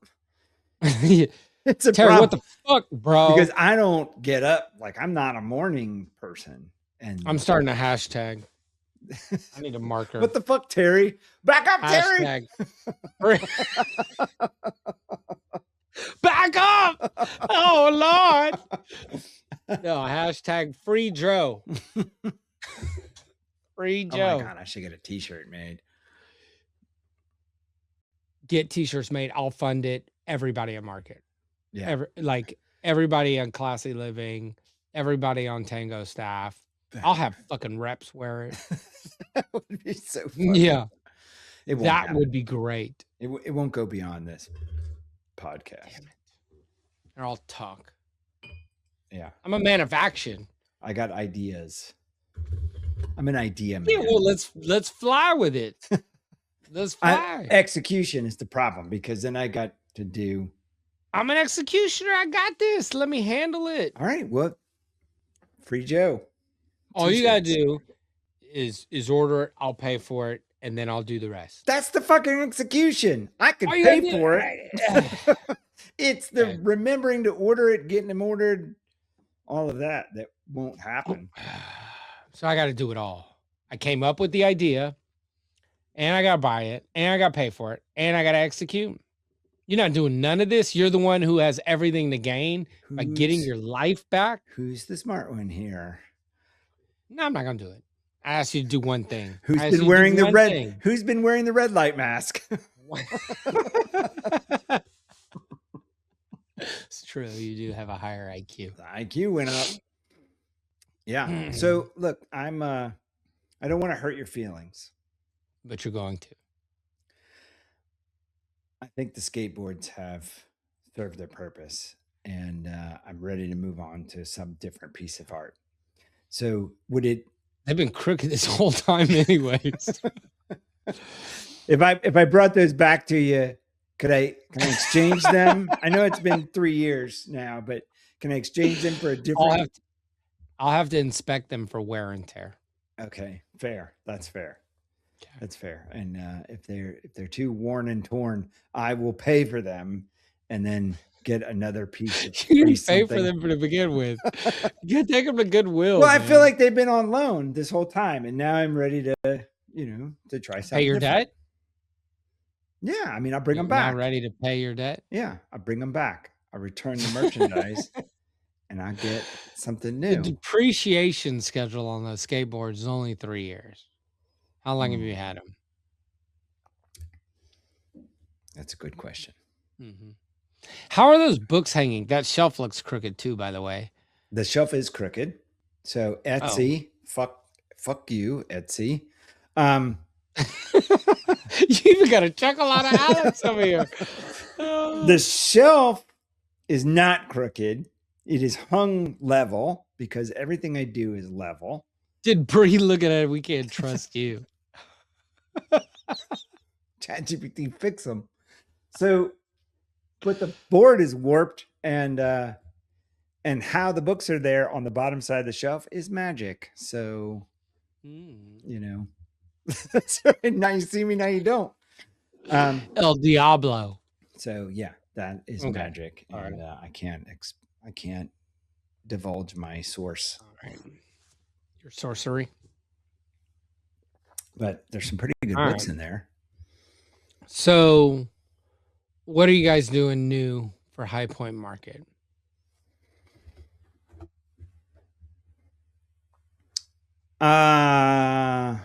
What are we doing new for High Point?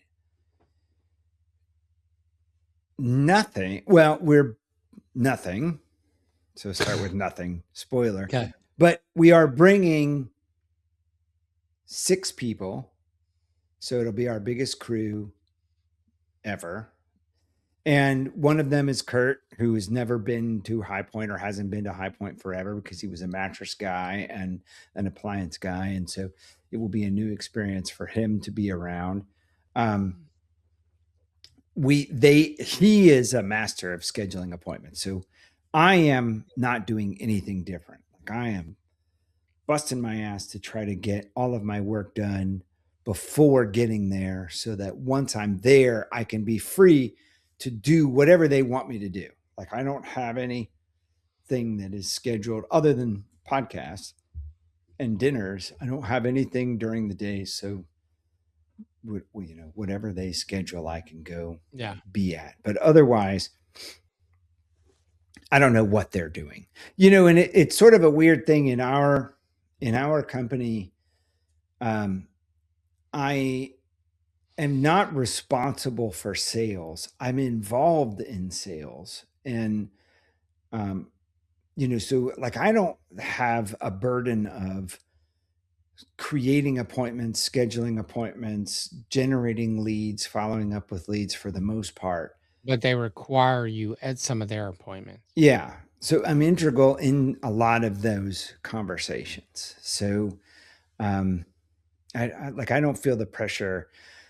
My pressure is to get all of my work done because it takes a week out of my schedule and in a week that I don't have. So I've got so much going on that, I've got to work double time before market and double time after to free up that week so that I can be available for whatever happens to come up. Which is why I also don't like, I don't feel a pressure to be there early and, be there early. That's it. Stay sober. So you guys are adding Kurt and Nico. Mm-hmm. Nico's coming. So Nico's coming. Yeah. Yeah. So he'll be floating around with his own like they have responsibilities. Nico does. Nico does. Kurt does. And I was going to ask you about this earlier because, Nico was originally brought on as a social media guru, which he's phenomenal at. But it seems as though his responsibilities have shifted more to branding strategy and stuff like that. Yeah. And it is an integrated sort of thing. So, he's trying to get to the meat of why a store exists, what's unique about them. So from that standpoint, it's branding. And then social media is just the mechanism for testing. So he's not really a social media guy for us at all. Beyond like that is the place where we can test messages. So what he will do for a client is he'll spend a couple of hours interviewing them. And the ways that I'm describing this to people who have not encountered it are, there's two things that I describe. So one of them is he did this with Terry for Tango. Like he's like figuring out what, and Terry would say that they spent 2 hours talking, and Terry says it was very uncomfortable. Like he's asking me questions that are uncomfortable. And so I am telling clients that, or prospects that thing. I'm like, I don't know what he's exactly saying, but whatever it is, like it's causing him to really think deeply about what is special about their company. And then when I was telling Nico that, he said, one of the questions I ask is, what will you never do to get a deal? It's like, shit. Like, that's pretty profound. Like that really makes you think about like, and he said, from that answer, I can kind of distill something that I can use out of that. And so he does that kind of stuff, which helps develop a story about the company. And then he's also somehow looking at what matters to the consumer. Like we think we know what matters. Maybe it's price, maybe it's what, but he's really getting into, the things that are preventing people from buying or from buying from you. And I don't know how he does it, but so with all of that, he then generates a series of ads or like posts that could go on social media, and we call them ads because you have to pay social media. Like you have to pay Meta to show your stuff to anybody.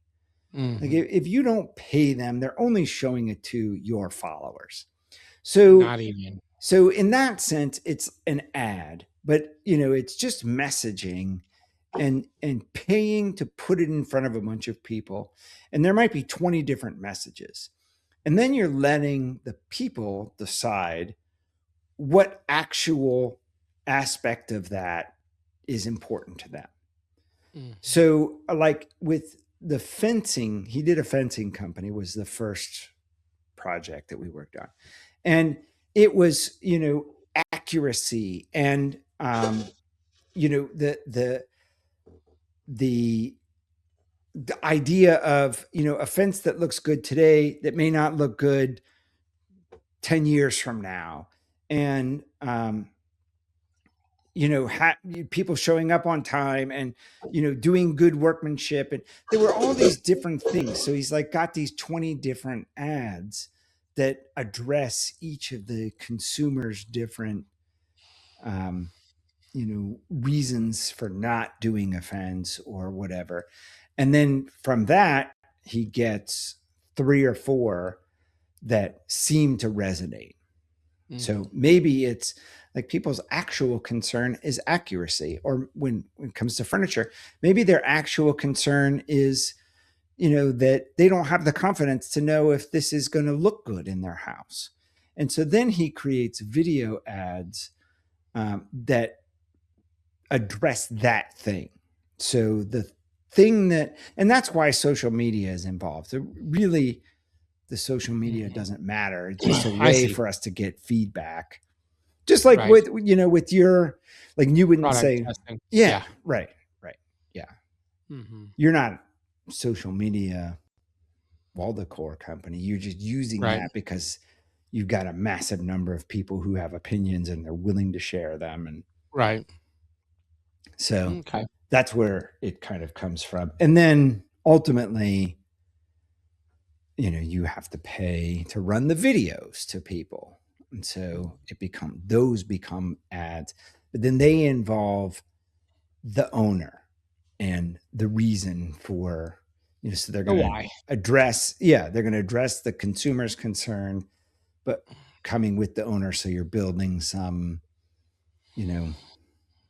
brand juice because, you're now looking at the actual person who's responsible for all of this. Mm-hmm. Mm-hmm. Okay. So what you're bringing new is 2 people.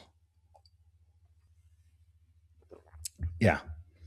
Two people Okay. and their appointments and their things that they have lined. And BJ, I who want one. she was at the last market, I think. I She was new. But don't remember meeting her. Her name was BJ. she spent a lot of time at Poor girl. Therapy. Best. Oh. Sorry, BJ. We haven't met yet. Hi, I'm Gabriel. You have met, probably. Oh, just kidding. It's good to see you again. nice to meet you again. So, yeah, I don't know what they're doing. I don't have any different plans. Fine. So I'm going to Manoir party. Home news. I got the invite. It's hard to get away. It's hard to get away from our showroom. I don't know if I can go. But since you're dying to know what we're doing new, I stole that from Yenny. She always tells me, since you're dying to know how my day was. I hope you're learning from that. I did. And so. Are you asking before she gets to that point? Yeah. I am that now. Wasn't convincing. You know, I am. Yenny, put it in the comments if I am. Yeah, is he being proactive or reactive? Yenny, we want to know. Topic, I've learned. We learn from each other. We get better every day. I'm happy to hear that. Yeah, me too. Yeah. Happy to say it. Happy to announce it. But we got all kinds of new stuff going on. I think the most exciting, or the one I'm most excited about. No party. Everybody's asking me. We're not doing the party. Do people ask you? Because I get almost, a lot of almost daily. Okay. Because I also get a lot of questions. Is there a party? What night's the party? What's the theme of the party? I'm like, Every night's a party at Classy Living. Is that hard? Yeah, no, I mean it kind of is. I mean, granted, we don't. It's not the big production with the lines and the cocktail waitresses and all the entertainment and the band. But every night kind of is a party. I mean, we're open late, 10, 11, sometimes midnight and beyond, and writing business. Yeah. So that it's wild. It's definitely a phenomenon. Well, then I think we got to put out there, you're not open late necessarily to write business. People are welcome. There's no pressure. You're not going to get sales pitched. You come in as a buyer. It's a place to relax, have a cocktail. We have tons of laughs. Meet some people. Yeah. If you want to place an order, they might tell you no, come back tomorrow, or they might do it depending on how late we are into the night. If anybody says come back tomorrow, they're immediately fired. But we're not going to pressure anybody for an order. Somebody says, hey, let's write an order. Somebody's getting out of their stool quick and jumping out. You got to do the takeaway. That's a close. The takeaway. We're not doing that now. I've already had too many drinks. We're not placing an order tonight. You got to. The fuck we aren't. Shit. Let Craig hear somebody say that. He'll fire his wife. But so the new thing we're most excited about coming this market, and there's a bunch of new things, new products, new specials, etc. But we're giving away a bottle of Pappy Van Winkle. Whoa. Yeah. Pappy Van Winkle. I went and picked it up yesterday. That's hard to get. It's impossible. Jonathan and I have been trying to get one for over a decade, and we finally got one last year. That's not the one we're giving. I have another avenue now, so I went and got it yesterday. But yeah, but I also discovered there's this it's not truly Pappy Van Winkle unless it's a 20-year. So we've got the old Rip Van Winkle, and then we've got the Van Winkle Special Reserve. So it's the 10 and the 12-year. Apparently, it's only considered happy if it's 15, 20, or 23 years. But either way, you can't get any of those fucking bottles. Yeah. We waited 10 years to get the Special Reserve, which apparently isn't considered Pappy, but you didn't have to say that. No. I think it's an interesting disclaimer because I learned about it too, but it's really wild. I mean, If I the can make a prices of these suggestion, bottles. are Please. there alternative giveaways for those who don't give a shit about bourbon? No, Perhaps a wine or a Louis I Vuitton. guess if you win and want something else, the Louis Vuitton, absolutely not. Why not? I mean, I'm not going to go spend $1,000 on something. Why not? Okay, maybe we'll talk about it. It's These came cheaper our than a way. party. These came our way in These a are very almost special. $1,000 bottles of booze. They are $1,000 bottles of booze. I didn't pay that. You don't need to say that. You could keep that to yourself.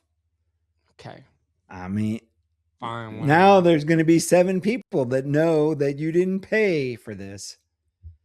Doesn't matter whether I paid for or not. Do you want it? Do you want the bottle? Yeah. Yes. Okay. I'm going to place an order to replace these fucking skateboards.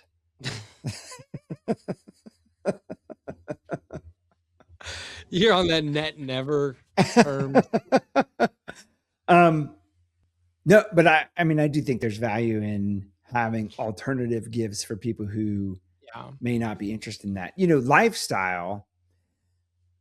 Yeah, but they're a fucking $200 million company or whatever. Crazy. It's fine. I'm not going to suggest you do what they did. I'm just going to tell you what they did. Silver bullet. So when I first joined my dad's store, we were just at the part, we were just starting to order containers, and they had already ordered a few containers from Lifestyle. And Lifestyle had some event. I don't know if it was at Market or outside of Market, but they gave away a Mercedes. Jesus Christ. But it was, if you like, we're going back to like 2008, and we gave away a Harley. PFP. You were part of that PFP thing with the Harley. Hold on. Yes, it was a collaboration. Don't label it a PFP thing. It was a collaboration amongst several exhibitors. Yeah. And don't sell me short, man. But also, who gives a fuck? Like, I'm not driving a Harley. Yeah, like that is the winner was real excited. Yeah. And we had one in the window display in our showroom. That was cool with a model on it. Yeah. But a hater. Drinking that haterade. Very limited appeal in that. Like, nobody's gonna buy an extra order. Massive participation. Well, that was different. It was a scavenger type of situation. So you had to visit the 5 showrooms that were participating, get stamps each to get raffled in. What actually now I'm realizing was illegal. Well, because I've done some research. Yeah, we don't need to talk about that. Yeah, so, edit, delete. But it is interesting. Jonathan sent me a text message today, and we had to change very drastically the way we're going to be giving out that bottle. But yeah, raffles are considered gambling. So yeah, really? Well, yeah. So then you got the gambling situation, and then this is liquor, so it's even tighter. So there's a lot of rules and regulations. So we've adjusted how we're going to do it. All right. Anyways, I'm excited about it because I've never cracked a bottle. I have one. We're still waiting for, I don't know what the fuck to crack. Your wedding. Here we go again. I've asked Priscilla not to joke about that. And I have a pending conversation with my good friend Sean to not joke about that. Really? Yeah. Hitting a little too close? It was just a social media joke, and my response made it weird in the relationship, and we had lots of difficult conversations. We're better because of it, but I'm not aware of that. Everybody. Yeah, I know you're not. It was pretty recent. So, you know, she doesn't understand how men mess with each other and roast each other and just try to make it other men, your friends, as uncomfortable as possible. So she doesn't understand that dynamic. She does now, but I'm still asking people like, You guys know I don't believe in marriage. She also doesn't believe in marriage. So I'm asking people to just let's just not joke about it. Say I got a small dick or something. It's easier. But that would be a lie. And then this is You're damn right. Sorry, that was inappropriate. interesting. Welcome to Two Homeboys. Yeah.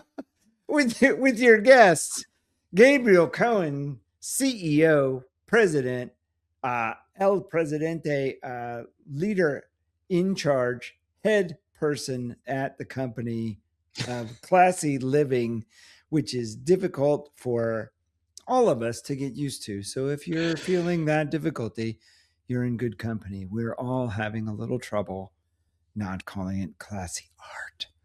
So, yes. And me, Joe Walter, VP of some bullshit ad, Tango Multimedia, your favorite advertising agency, according to Furniture Today, 2 years in a row, which I voted for 1,000 times by myself.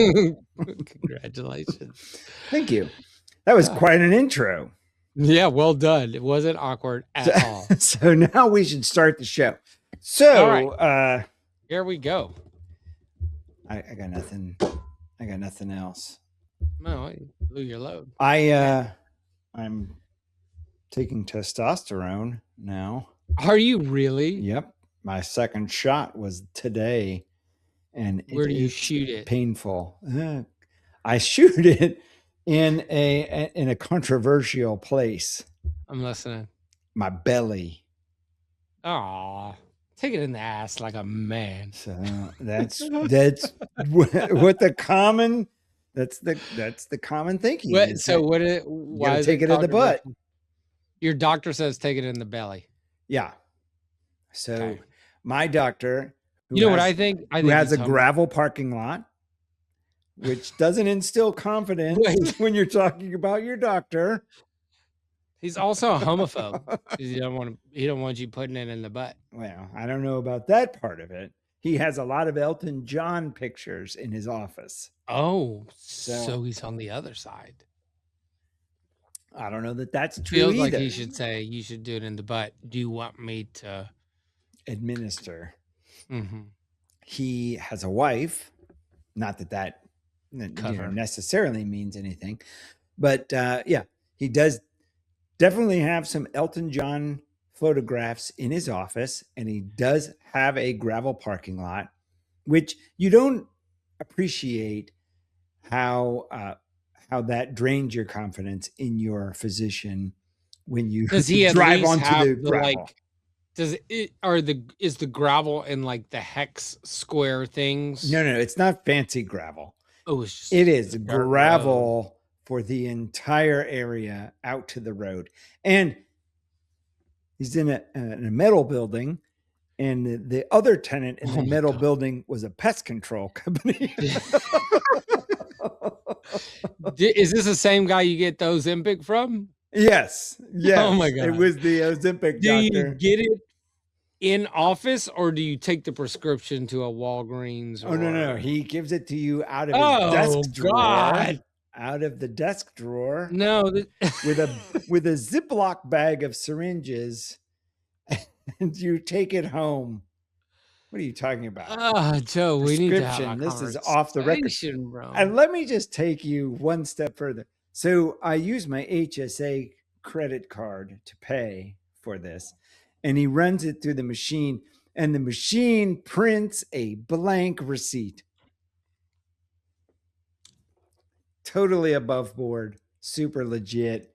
I'm feeling jacked. Awesome. Yeah.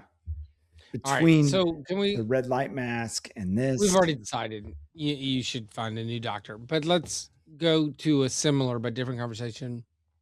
What triggered you taking the testosterone? That's personal. That's personal. That's personal. No, it's not.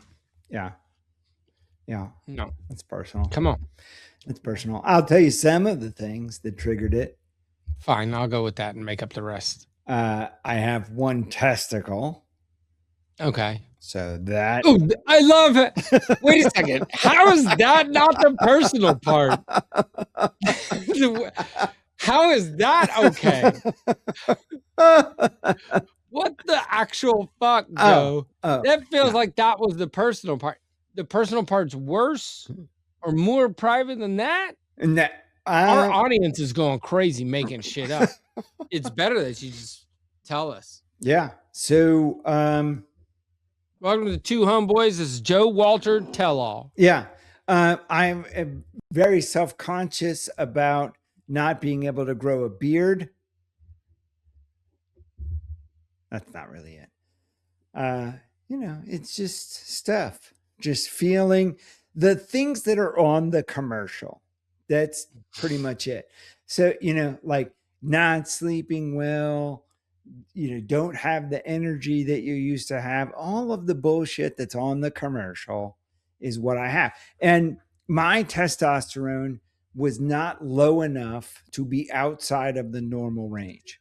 So the dude said, Apologize. That was my emergency contact getting through the DND. DND. Do not Dungeons disturb. Dragons. So he's like, I don't know that this will do anything for you because you're at the bottom end of the normal range. So this could be just a $300 waste of money. But you could feel a little I have better. so much to say. So, first of all, are you feeling any different? How long have you been taking it? Yeah. So today was my second dose. So I'm taking. And how often do you take it? 1 cc once a week. And so I took you're the first starting one. your second week. Yeah, I took the first one last Wednesday and then the second one today. It's too early to tell, but what I will say is a couple things. Yeah. So first of all, being at the bottom part of the okay spectrum. Yeah. So one of the things I discovered when moving to a functional doctor for various reasons, like if something's wrong, I'm going to go to a medical doctor. Functional doctors are essentially ex-medical doctors that their morals won't allow them to practice in our society the way we operate.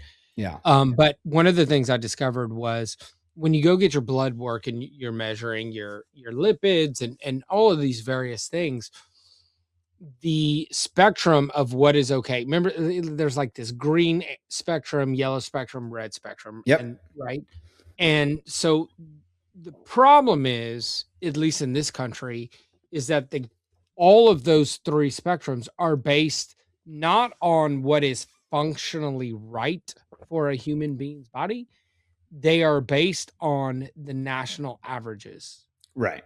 So like, maybe your A1Cs, the functional range would start at a 4.0, to whatever.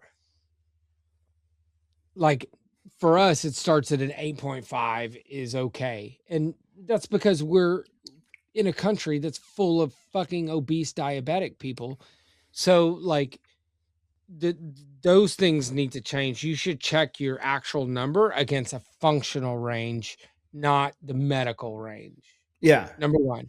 Number two, watch your hairline. Because watch your hairline. I know it looks great in the back, but you don't want to be old in the front, party in the back. So, what most people don't realize is male pattern baldness is too much testosterone. Oh, so really? Yeah, it's really interesting because testosterone leads to lots of hair everywhere else, but then bald on top. Would it get me a beard? Because I would sacrifice this for something to hide this. The push-up bra of the face, baby. You can't see all 7 of my chins. But that's one of the things. Like when people take Propecia or the generic finasteride, essentially what that's doing is lowering their testosterone. And I know I've taken it. I'm on it now because I started thinning again. I took it, I don't know, 15 years ago. Got all my hair back. And that's their big question every time he goes, like, how's your libido? How's your energy? Blah, blah, blah. And the final thing I'm going to say is all of those fucking symptoms that come from the commercial. Do you have low testosterone?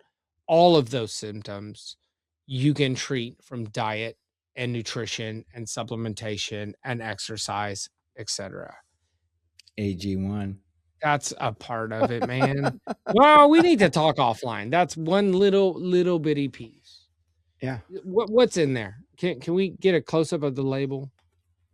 No, it's on the box. It doesn't say on the little thing what's in it, but it's got every fucking thing in it. It's got everything that you want. Take a methylated form of and nothing that you don't. multivitamin. I'm not going to do that.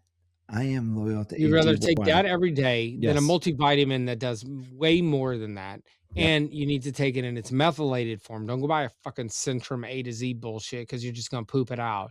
You need a methylated form of a multivitamin. And then you need other things that are not in there based on, your own personal needs. So like, for example, I take a methylated multivitamin. I take oil of oregano. I take a turmeric compound. I take there's a cruciferous vegetable compound because I suffer from fatty liver disease. And so cruciferous vegetables restores your liver. Anyways, I take vitamin D with K2 because every single American, probably every human, no, I'm not going to say every human, but every like civilized, like a lot modern of folks economy are vitamin D deficient. And so everybody's deficient on vitamin D. That's the number one thing every single person should take. And any biohacker that is a specialist in the field will tell you the same thing. And then what most people fuck up is they just take vitamin D, D3. They don't take the K2. So what you need is a compound vitamin D3, K2, because if you don't, then you're calcifying your arteries. Well, and the K2 tells the D3 where to go. So you can take that in one pill. Well, and then I can keep going. Go ahead. Please don't. I've heard enough. Sorry, everybody. I do get these guys give you D3K2 drops. So I take 2 drops a day. How many I use? That all of them. I think all I use.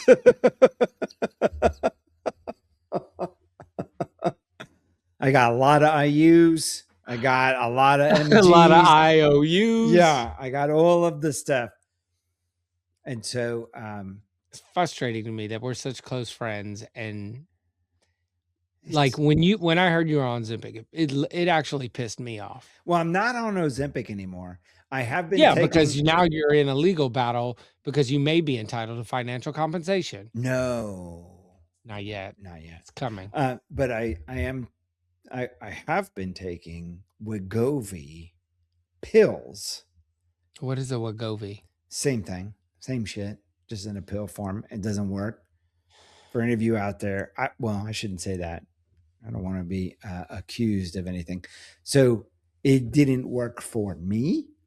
And I'm not taking it anymore. I mean, I'm taking the ones that I already bought, but I'm not buying anymore. So we'll see. I'm just going to do some lunges and no, you're not. I'm not going to do that. Look, here's I am okay. I am walking and fucking lazy Americans. Listen, if Yeah. you don't want to work out, I'll tell you a secret. Focus on your gut health. You like eating? Eat shit that matters. Okay, so like one of the dark chocolate. Chex Mix. No. Dark chocolate is actually really fucking good for your heart and other areas, but we're not talking about that. Oh. Things that are good for your gut health. So I know people hate apple cider vinegar, but if you put a fucking half a teaspoon in a glass of water once a day, you're going to drop weight. One of the things I do is my dessert every fucking night is Greek yogurt, grape nut cereal, that old shitty crunchy stuff. Fucking love it. Delicious. And blueberries on top. Yeah. I love it. My kids love it. And every night, like I used to have bowel issues. Like now I'm great. I dropped weight just by eating that or eating fermented vegetables. So like kimchi, sauerkraut. Now because I'm a fucking farmer, apparently I'm fermenting my own vegetables, but any fermented foods. Yeah. Are you canning as part of this adventure that you're on? A little bit. I'm only canning when I'm fermenting. I think that's the next step. I haven't got to the volume where I need to just can the can. Okay. You're eating getting it as it comes out, and yeah. then I got you. Or finding the way to store it that has the longest shelf life. Yeah. All right. Freezer or whatever. No. No, freezer. No, it's a terrible idea. I was testing Terrible. you. Stop. Don't listen to Joe, guys. Just testing you. Freezer. Don't listen to Joe chat. We gotta say the word chat. That's what the cool kids Are my say. eyes still crooked? What is going on there? Hey, Chad, how do you see his eyes? But yeah, those like really simple ways, like just introducing things in your diet. If you like to eat, you can just introduce these things. If you just focus on your gut health, via probiotics, whether you take them in a pill form or food form's way better. You will drop pounds and inches. Just making your gut do what it's supposed to do. Like our American diet's absolutely terrible for gut health, and everybody's wondering why they have digestive issues. I can't tell you how many friends I have that are going to doctors and doing these tests and trying this and it just gets worse and worse. At the end of the day, it's all about gut health. Yeah. That's what I was going to say. Gut health. But I hate it to see you taking fucking, like, I won't take I won't take medicine.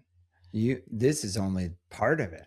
This is a whole nother podcast episode. Oh no. We're going to talk to Dennis Hoy about all this. We're going to say, what's your gut health? Tell us about your gut health, Dennis. He's gonna Nobody like, gives a shit about furniture. Tell us about your gut health. How are your bowel movements? This is what the people want to know. Oh my God. So anyways, we have to wrap it up. Let's go. I'll wrap it up every time. The Mexican restaurant. What? Why? Never mind. Get fixed, dude. It's so 90s. Getting fixed is where it's at. Yeah, I've been looking at that. I need to get that done. Yeah.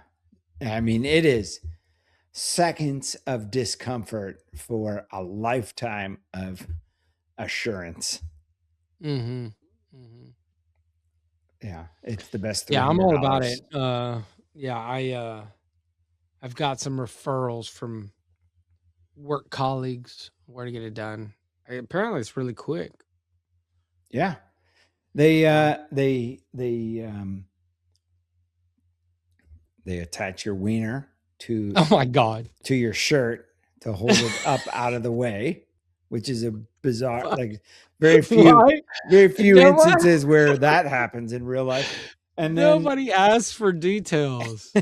And then they tell you, they're like, it's just like being snapped by a rubber band, which, like you've been snapped by a rubber band before, but not my wiener. Not in your wiener. That's the part they don't highlight. But by the time you realize that's where it's happening and you put it all together, it's almost over. Yeah. There's a lot of smoke and crying and and then it's done. Okay. Yeah, and you just hope you don't get a cold. Because coughing is not great after that. But otherwise, it's fine. I heard you can't get a boner for 6 weeks and like it'll mess things up. That's not true. Okay, good. That's not true. Because I can't control it. Yeah. I have a lot of testosterone because of my diet. I don't think it's because of your diet. No, actually, no bullshit. Who you are. So hold on. I think you could eat fucking Fritos for a month and you be in the same situation you're in. So, well, this is interesting. So, like, I told you I took Propecia or finasteride 15, 20 years ago. I started thinning my hair, like it was thinning. And my doctor was like, take these. And I was like, how long do I have to take them? And he was like, forever. And I was like, no, I'm gonna go shave my head, see how I look. And it was, after I did that, I said, give me the pills. So I regained my hair, and they had told me if you stop taking it, you'll start losing the follicles again. Yeah. And I did, and I was fine for years. But then now that I've got like my diet dialed in and I'm at the gym 3-4 times a week, I started thinning again. And I think it's because my testosterone has gone up because of the diet and exercise. Oh, gotcha. Well, I'm sorry. No, it's fine. I take the pills again. It's thick. It's the only Whoa! medicine I take. Look at that. Are you dyeing? Are you dyeing your hair? No. You're not dyeing your What? hair and not What? dyeing your beard. No, like, there's all kinds of grays in there. It's not coming across. No, that's not helping. Look at all that gray. It's Now, not. when I get a haircut, you see all this? When I get a haircut, that shit comes out, Okay. comes through. Why don't No, you know dye where it? I got these from? You. Having friends like you What? dress me out. No, there's no way. I got to worry about your health with those Ozempic and now testosterone. You're taking steroids. Right You're in my, taking, you on the gear? I take it in my knee. Right in my penis. So if you it comes out slow. It's really painful because it's so thick. I dye my hair. You should dye your hair just for men. Okay. I'm not getting paid for this endorsement. Thick. All right. Oh, I apologize, Alex, that you had to hear all this. Alex loves it. Okay. I'm guessing. I don't know. He's This gonna is a have to glimpse into raise his two. He's future. like, I got to put up with this shit. He's probably fucking terrified. It's like, holy shit, this is what I He's have not to look thinking about forward it. to. He's running around. He's taking his girlfriend all over the world, traveling. He's all in love and stuff. Moving her. Moving her late here. You couldn't say, babe, I got work. We're not done. I'll be back tomorrow. Yeah, who you think pays for all this shit? You know what I'm saying? Jesus. Bro. Right. I'm gonna call you out on camera. This is staying in. We're making a clip of this part. Yeah, this is it.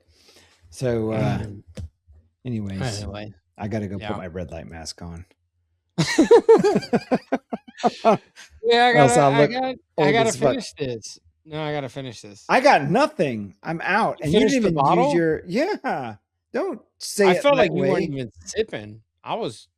Say it like Hang on. that. Let me see your glass. Empty. And I got the two homeboys glass and it's empty. You were drinking in that? Yeah, because I fucking represent. I don't pull some bullshit dumbass wine glass. I bet that shit ain't even crystal.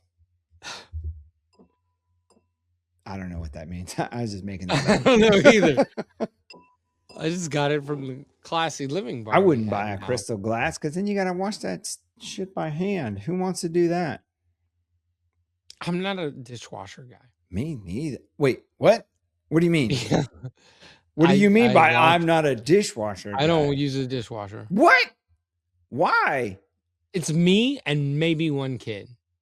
So what? Take a month to fill it up. There's I wash two my people hands. in this house, and we run the dishwasher every other day. Really? Yeah, I don't you think they use come cups. clean. What do you It use? The doesn't same feel clean. cup? What? It doesn't feel Doesn't clean. feel clean. The dishwasher cleans stuff better than you can with your Neanderthal hands using that same No, dirty they're- sponge. Who needs the steel brush when you got fingerprints like these, man? No, Just get in there and just fucking just scrape that shit. no. And who has time for that? You just turn the dishwasher on and leave. Making noise takes forever. No, get a new dishwasher. What are you using? I did get a new The dishwasher. I'm in a Flintstones relationship dishwasher? now. No, you can't say that. Good grief. He don't mean it. He don't mean it. I'm sorry, chat. I'm sorry, chat. He don't It mean was funny. I'm sorry, baby. I love you. I love you.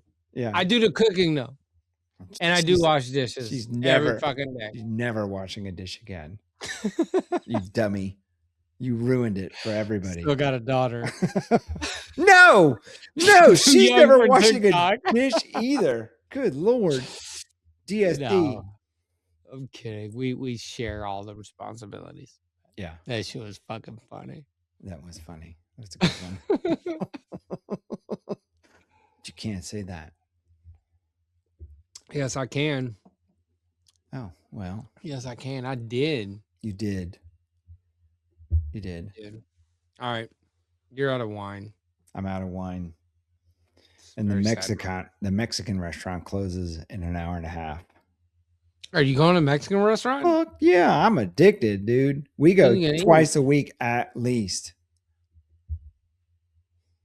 Damn. This weight don't put on itself. How many times a week do y'all cook? 2 or 3. Bree would like to cook more. Oh, you like to go out. That's I right. like to go out. Yeah. Like I do too, but I think like eating at home is fucking dumb. And go to the grocery you store. just need to get a better cook. No, it's not. That's not the case. Sorry, Bree. You go to the grocery store on Sunday or whatever day, how the fuck am I supposed to know what I want to eat on Wednesday on Sunday? Like, that's insane. That's insane. So, like anybody that is, you eat what you have, but I don't want to, like, if buy the things you like and then you can prepare a different way. No. When in Tampa, I lived next to the grocery store. So I could go over there that day and I can say, today I'm in the mood for steak or chicken or whatever. And then I could go over there and get what I wanted and bring it home and make it. Buying that shit on Sunday for Tuesday, I don't know what I want on Tuesday. Well, just, DoorDash it. That's overpriced. Or whatever. Publix has a delivery service. I don't know who's your grocer. Yeah, but it's just not. I don't want it. I don't want to do it. I like going to the Mexican restaurant. You get chips. You start eating as soon as you sit down. And you have it's the perfect restaurant. 37 tortillas. You eat 37 tortillas because you have 128 chips or whatever that math is. So I got a red light mask. It's taken fucking years off of me. Bro, I got the $500 one. Like, do they make a red light mask for your belly? You just lay it on your belly. It's flexible. I could just lay it. I could just turn it inside out and lay it on my belly. It is flexible. Yeah, it fits any face and any belly. I wonder if you put it in your nethers, will it grow another testy? No, but it will take all the H spots off.